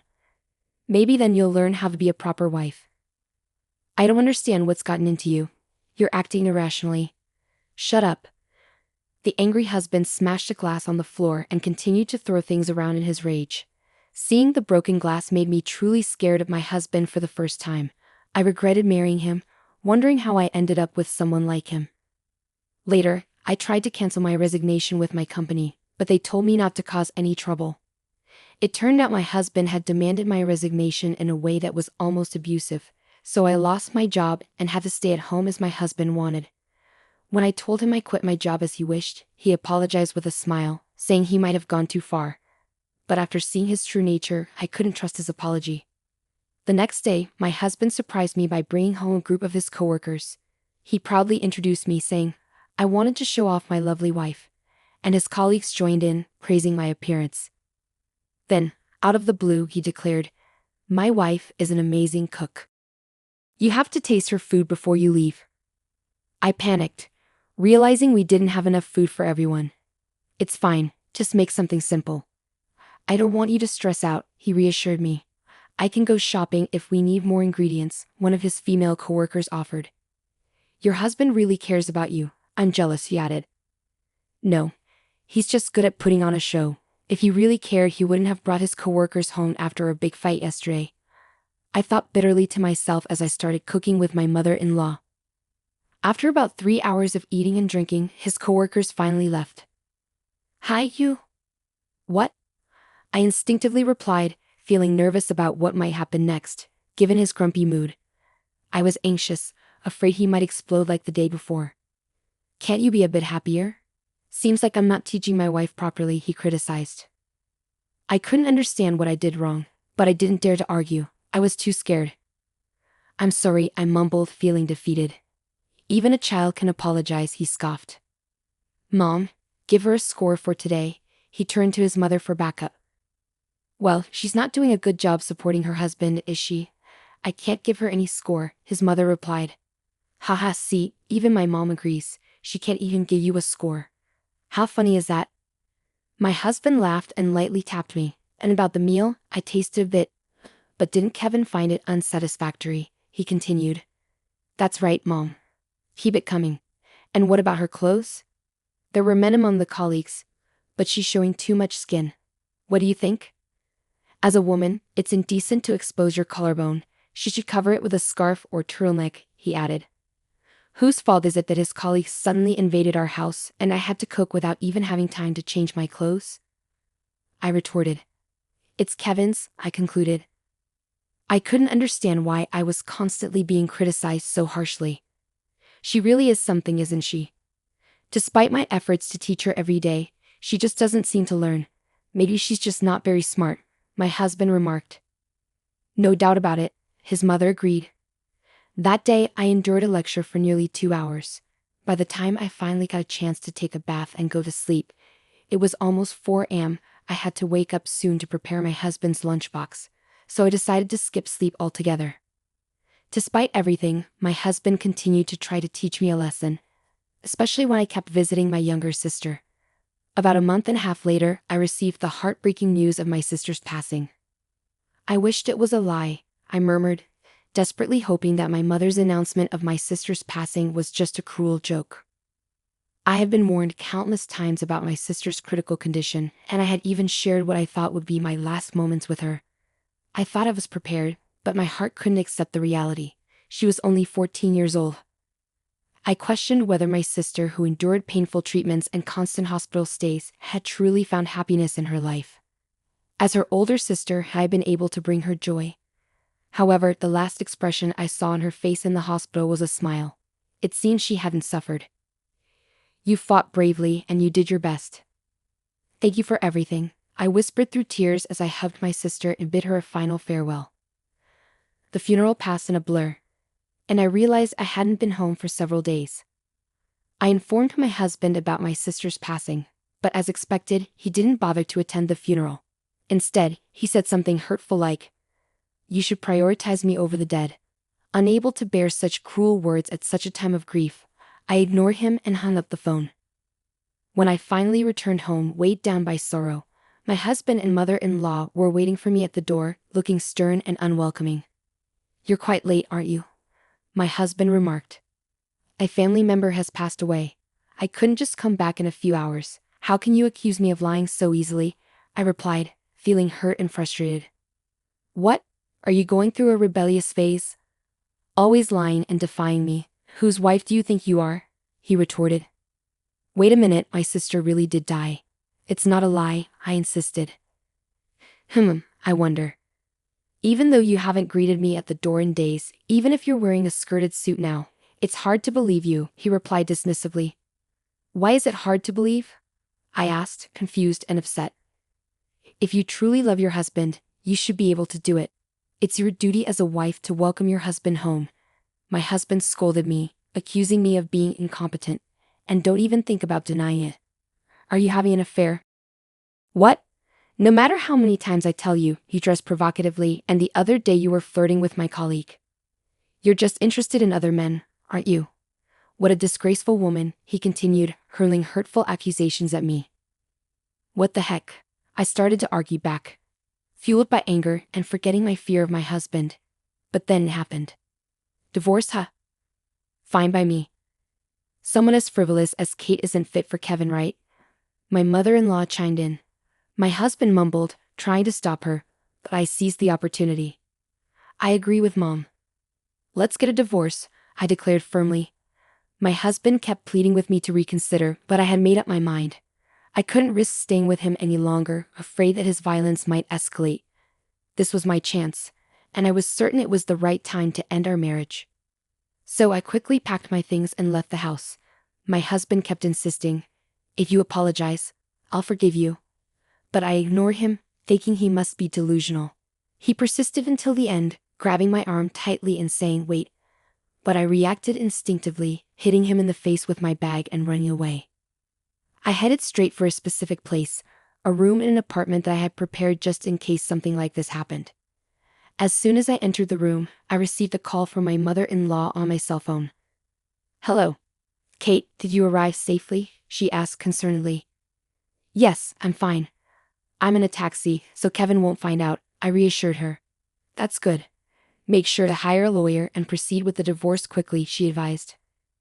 "Yes, I can't wait to start living independently," I replied. In reality, my mother-in-law and I had been pretending to be at odds in front of my husband. It all began the day my husband brought a colleague home.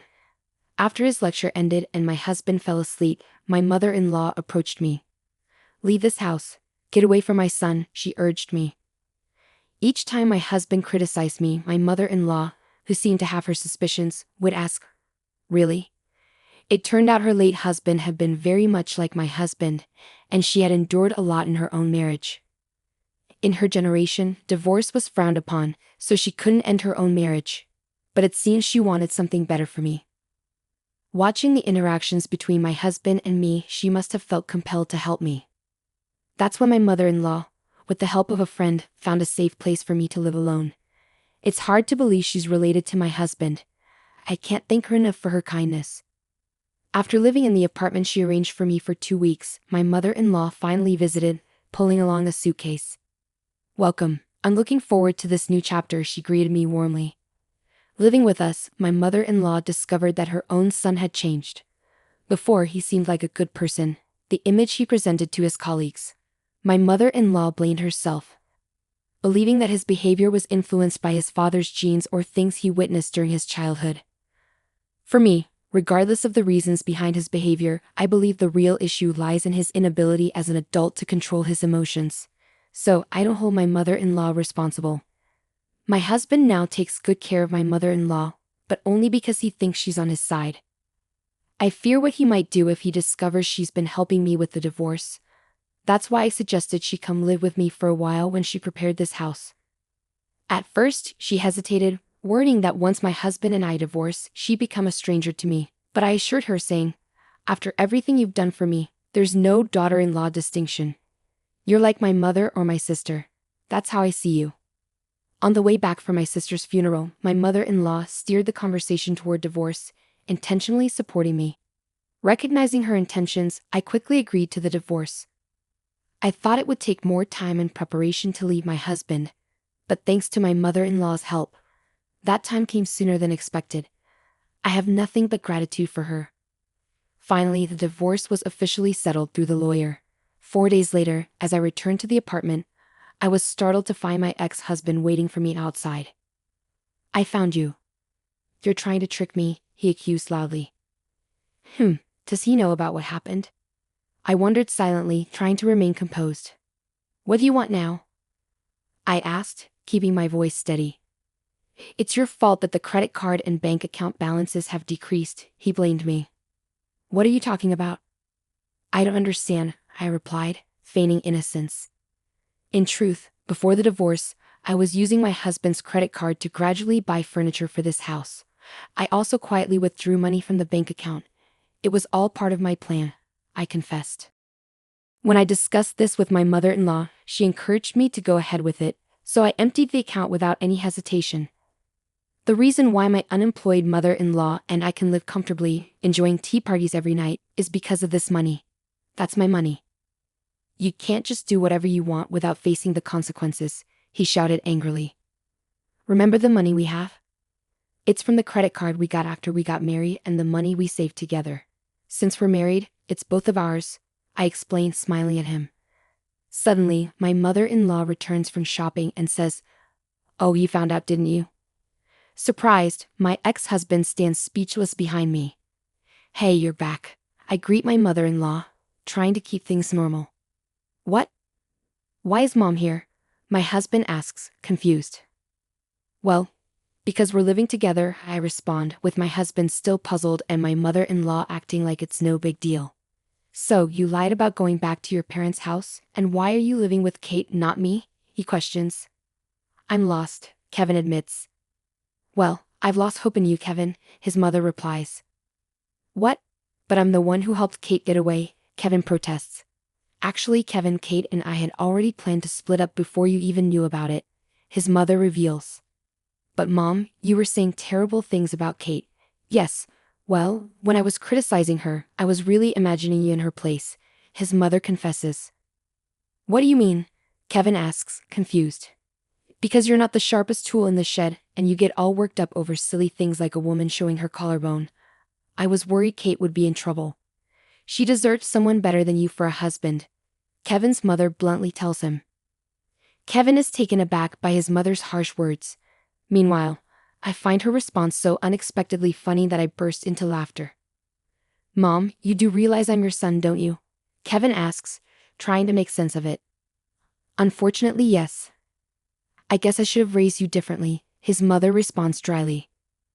I can't help it, and my laughter grows even louder.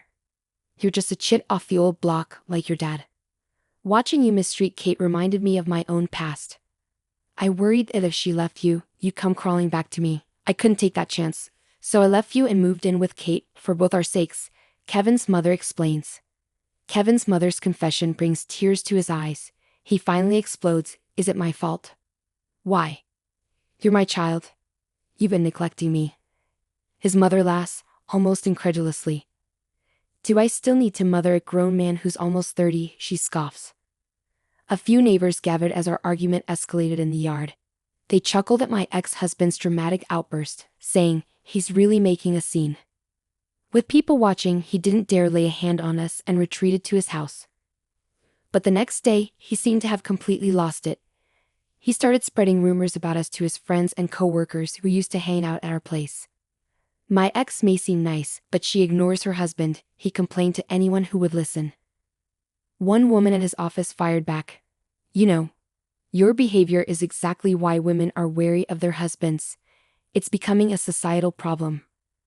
Although no one openly agreed, the vibe at work made it clear that Kevin was in the wrong, and he felt increasingly isolated.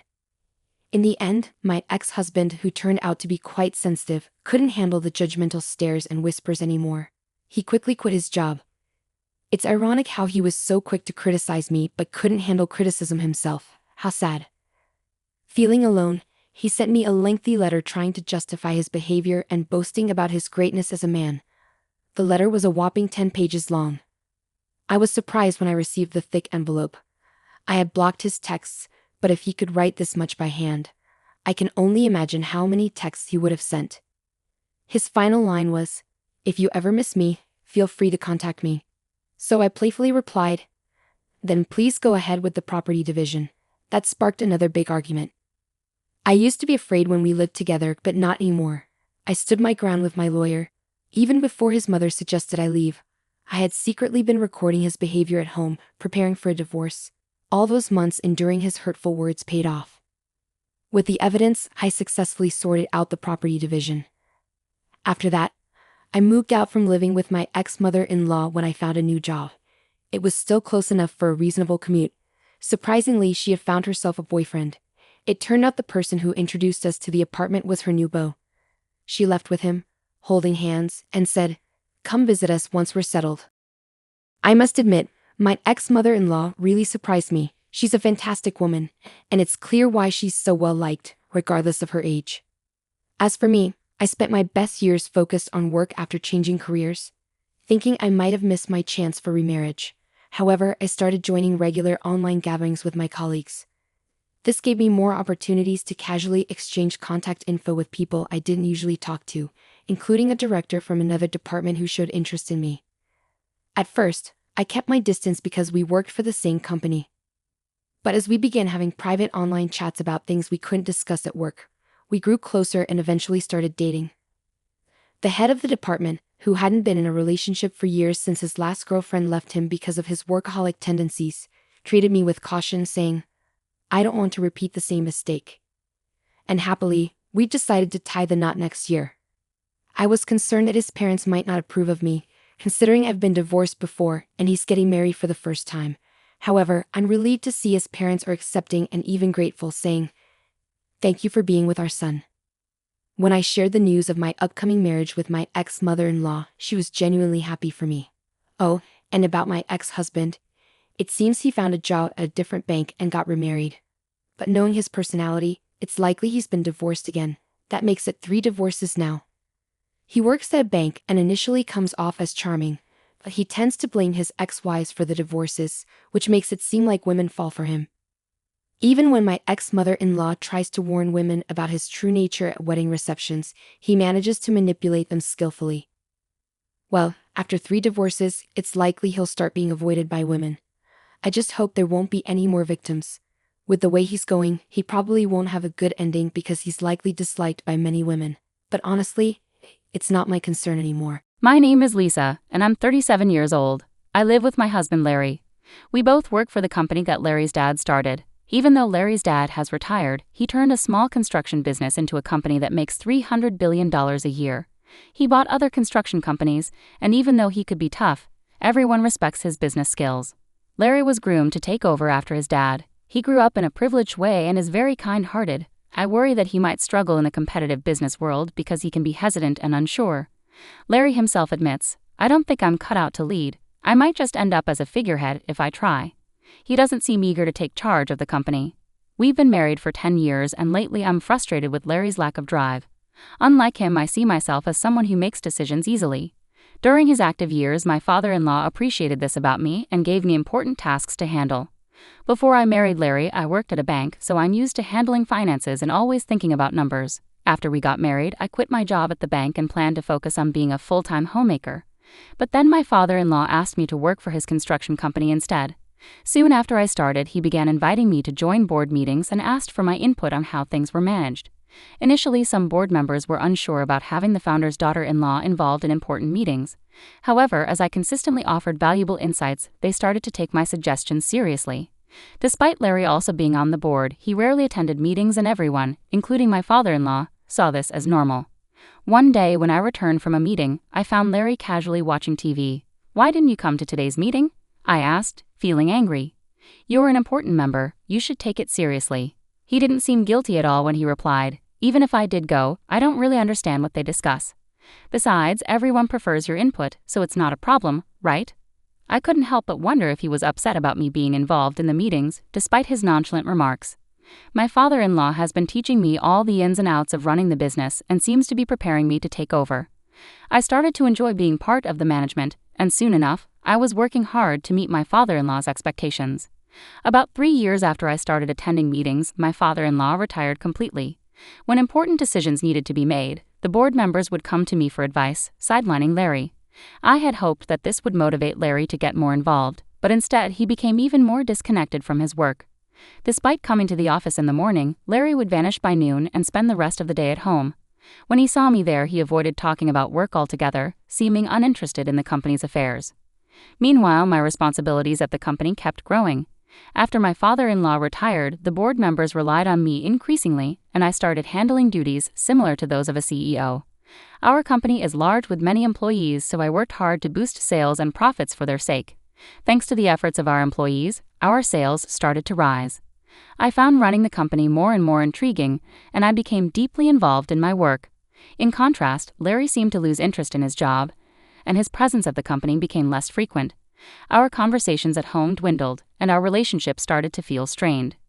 "I met your sister Nancy today, and we had lunch together," Larry told me when he came home. Nancy, who's 3 years older than me, just went through a divorce about 4 months ago. It happened because she cheated, and things got really heated when her angry husband showed up at our parents' house. I was caught up with work, so Larry stepped in to calm down Nancy's husband.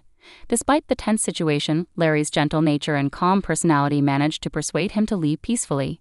Nancy later told me, "Your husband is really something. He handled my furious husband so effortlessly. She was impressed by Larry's ability to defuse the situation. Nancy was able to finalize her divorce after paying alimony. Since then, she seemed to see Larry in a new light. Before, she might have viewed him as a wealthy, sheltered son who wasn't particularly remarkable. But after seeing how he handled her husband's anger, she began to see him as a capable and respectable business owner. Nancy, who was now single after her divorce, might have seen Larry as a desirable catch because she always liked wealthy men. But I was so focused on my work that I couldn't even imagine such a thing. Little did Nancy know, Larry was just a figurehead at the company and didn't actually run it. Nancy's ex-husband had been an impressive employee at a foreign company. He had boasted to me at their wedding, saying, "I have a high salary and good looks. You must be jealous." He was indeed handsome, intelligent, and carried a sophisticated charm. I couldn't fathom why Nancy would cheat on such a wonderful husband. 5 months after Larry mentioned having lunch with Nancy, I came home one day to find Larry looking unusually serious. "Lisa, we need to talk," he said. It was the first time he had spoken to me like that, and I felt a sinking feeling in my chest as I waited for him to continue. "Actually, Nancy is pregnant with my child, and I want a divorce," he told me. I was shocked by both the request for a divorce and the news of Nancy's pregnancy. Stunned and speechless, I listened as Larry added, "Nancy plans to come over on our next date off to discuss this. I hope I can count on your support." I was shocked. "So you want to marry my sister?" I asked Larry. He looked troubled and replied, "It's not that I want to marry her, but if she's pregnant with my baby, I feel like I have no choice." Larry's usual indecisiveness frustrated me, and I sighed. "Well, if she's carrying your child, I guess we have to deal with it. Let's talk more when she comes over." Feeling like Larry and I couldn't make decisions together, I decided to meet with my sister directly to sort things out. Even though I had already made up my mind about getting a divorce, I felt I needed to talk to my father-in-law about the situation with the company. As someone involved in running the business as the founder's daughter-in-law, divorcing would make me feel like an outsider. The next day, I went to my in-law's house and shared exactly what Larry had told me with my father-in-law. My mother-in-law was initially excited about the prospect of having a grandchild, but she quieted down quickly when my father-in-law gave her a stern look. It seemed she cared more about the grandchild than the company's management. After thinking it over, my father-in-law smiled and said, "Lisa, I want you to continue managing the company as you have been. Larry can do as he pleases. I'll handle the responsibility." It was clear that my father-in-law valued the company's management more than anything else, including his son or the prospect of a grandchild. Even though he had retired, as the company's founder with the majority of shares, his influence was significant. There were no executives who would defy his wishes. I had grown attached to my work and was reluctant to step away from it. With my job secured, it was time to discuss the future with my sister. On my day off, she arrived at my house with a confident smile and said, "Lisa, it's a shame you couldn't have a child." She then arrogantly offered me money as compensation and demanded that I leave the house immediately. My husband sat there silently, listening to our conversation despite being the cause of the problem. I was dismayed by his indifferent demeanor and responded, "It's fine to discuss divorce, but we also need to address custody and property division. Let's bring in a lawyer to handle this properly." "I never imagined you, my own sister, would end up with someone like Larry," I replied to my sister with a touch of sarcasm. She glared at me briefly but then composed herself. "I've come to realize it's not just about appearances or status. It's about who someone is on the inside," she said earnestly. I couldn't help but stifle a laugh at her sudden wisdom about my husband's character. Holding back my amusement, I said, "That's wonderful to hear. I hope you and Larry find happiness together." It seemed my sister believed Larry was more than he actually was, perhaps even the president of our father-in-law's company. It was clear she hadn't heard the truth from him. After our discussion, my sister decided to move in and arranged for movers. Knowing how impulsive she could be, I had already organized a new apartment with just the essentials. I also hired a lawyer to prepare documents for dividing our property and determining alimony. The next day, after moving my belongings out, I began negotiations for alimony and dividing property with my husband and sister, alongside my lawyer. My husband remained passive, showing little emotion, while my sister did all the talking. "As I mentioned earlier, I'm willing to pay whatever alimony you ask for, so please take your time to decide," she said. Upon hearing this, my lawyer decided to pursue alimony from my sister as well as my husband. My sister is already making alimony payments to her ex-husband. I had been informed beforehand that it might be challenging to claim alimony from her. However, since she offered to pay whatever I wanted, I decided to proceed with the claim. During the property division negotiations, my sister eagerly pointed out, "This mansion originally belongs to Larry's family, so it shouldn't be included in the division of property, right?" Remaining calm, the lawyer responded, "This building and the land are owned by the company, so it's ultimately up to the company to decide." It seemed even my husband thought this house belonged to his father. Is that so? I thought this house was Dad's, he casually remarked. On the other hand, my sister was surprised and turned to the lawyer, asking, "Wait, does that mean I can't live in this house?" The lawyer replied professionally, "Since it's owned by the company, you can continue living here if the company agrees." Relieved, my sister exclaimed, "Oh, you should have said that earlier. It's fine because Larry, the president, will still be here." This statement caught the lawyer off guard, who burst into laughter. "What are you talking about?" "Lisa is the president, not Larry," he clarified, looking at my sister, who planned to marry my husband without knowing this crucial detail. She immediately turned to Larry and exclaimed, "Larry, you're not the president." Seeing his discomfort, I stepped in and explained to my sister, "Larry is an advisor without executive authority. I, on the other hand, am both an executive director and the president. Our father-in-law, who founded the company, was always the president. When he retired, he appointed me to these roles based on my performance, and there was no opposition from other executives. On the other hand, my husband was receiving an executive salary as an advisor, thanks to his father's arrangement, despite not having any executive responsibilities. It was more of a symbolic title than an actual role, and the salary was lower than what a regular employee would earn. This meant I was shouldering all our living expenses. Larry showed little interest in our household finances and didn't even know whether our home was owned by the company or his father. Although it was company property, my responsible father-in-law had always charged us rent. I had seen it as a standard rental arrangement, but the lawyer, still chuckling, asked, "Can we continue renting this house to Larry?" My sister was quick to react to the rent question. "Rent? Why would we charge Larry rent? It's company property, just let him live here for free." The lawyer then presented the rent amount, which startled both my sister and Larry, who seemed surprised to hear about it for the first time. "Looks like the rent for such a big house is pretty steep. I can't afford that on my salary," Larry remarked, realizing the financial strain it would pose with his modest executive compensation. Over our 6 years of marriage, Larry had exhausted most of his earnings. My own salary had also been swallowed up by high rent and living costs, leaving us with few assets to divide, mainly savings. After the lawyer left, my sister, now aware that the mansion she coveted was rented, appeared crestfallen and stared blankly. Meanwhile, Larry wore his usual grin. I suggested, "Why don't you move back to your parents' house? Your mom was thrilled about the pregnancy." Larry agreed, but inwardly I couldn't help but find the situation ironic, having to consider arrangements for a man who would soon be my ex-husband. I started to worry about whether he could responsibly raise a child, but I quickly dismissed these thoughts as irrelevant. Turning to my sister, who seemed to have forgotten about her own alimony situation, I asked, "Are you okay with the alimony arrangement, sis? You seemed confident earlier, but you're also paying your ex-husband, right?" Her expression shifted abruptly as she processed my question, snapping back to reality. "Alimony? I have to pay that too?" My sister exclaimed, clearly shocked and seemingly unaware of our earlier discussion. "You said you pay plenty of alimony earlier, but you didn't expect to pay it yourself, did you?" "My salary is really low," she continued, sounding incredulous. Larry and my sister exchanged surprised glances, and I couldn't help but feel like laughing at the situation. I had already finalized the divorce papers and alimony requests, so personally, it didn't affect me anymore. But watching Larry and my sister's reactions was almost comical. My ex-husband, who had remarried my sister and moved back to his parents' home as I had suggested, found himself caught in constant arguments between my sister and our in-laws. The root cause of these conflicts stemmed from the lie about my sister being pregnant with his child. His mother, hoping for a grandchild, was furious upon discovering the truth.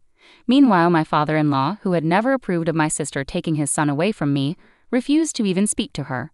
He covered Larry's alimony payment in full, ensuring it was settled. Witnessing my sister's plea to our father-in-law, "Dad, could you please pay my alimony too?" was met with his stern response, "I have no reason to be called Dad by you," he retorted angrily. Disheartened and unable to achieve what she had hoped for, my sister left my ex-husband's family home abruptly, without saying a word, and disappeared. It seemed she had remarried my ex-husband solely to bear the burden of alimony, a decision that now seemed painfully naive.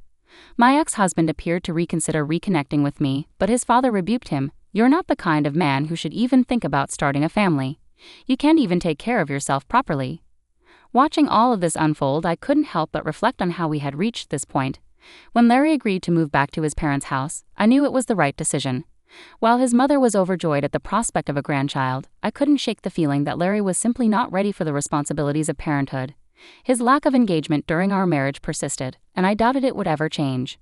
Seeing my sister's shock when she realized she had to pay alimony was almost amusing. She had been so confident earlier, but it was evident she hadn't fully considered the consequences. With her finances already strained, adding more payments would only worsen her situation. I couldn't help but wonder how she could be so naive. The negotiations for alimony and dividing our property proceeded smoothly thanks to my lawyer's meticulous approach.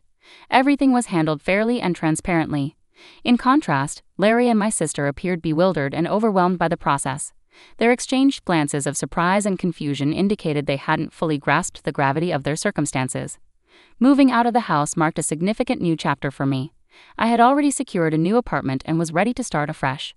Although I had once considered the house my home, leaving it behind felt like a weight lifted off my shoulders. Since it was company property, parting with it also symbolized letting go of the final ties to my life with Larry.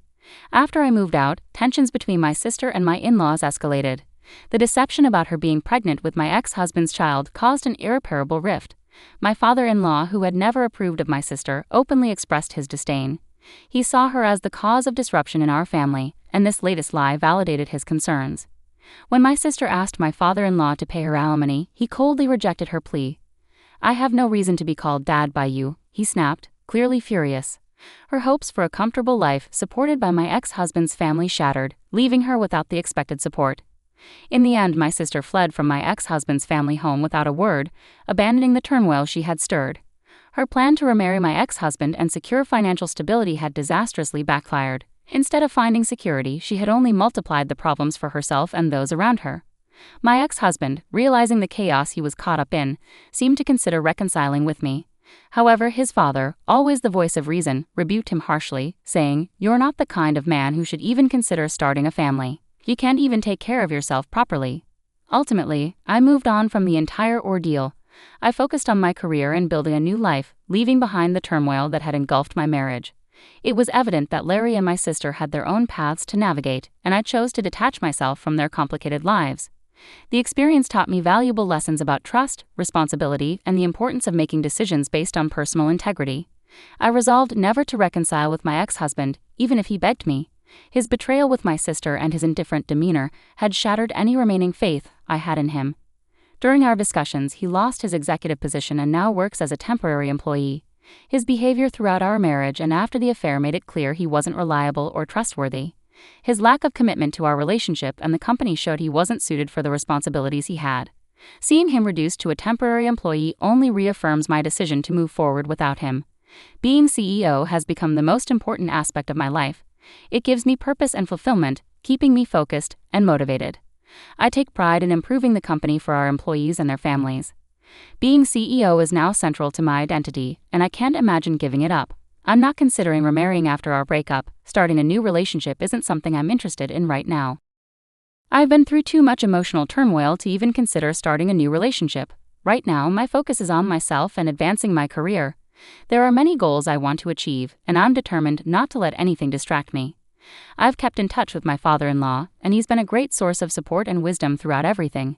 His advice has been invaluable whenever I face tough decisions or need guidance. My commitment to the company feels like a marriage in itself. For the sake of my employees, I dedicate myself fully to its success. This means hard work, dedication, and a passion to ensure our business thrives. I'm committed to providing job security and a stable future for our team, and their well-being is a top priority for me as CEO. This journey has taught me resilience and staying true to myself despite personal challenges. I've steered the company through steady growth and maintained a positive impact on our employees' lives, which motivates me every day. Ultimately, my focus remains on leading the company and supporting my team. I'm driven to create a successful future for all of us. While my personal life has had its challenges, my professional life gives me stability and a deep sense of accomplishment. This is where I draw my strength and where I choose to direct my energy moving forward.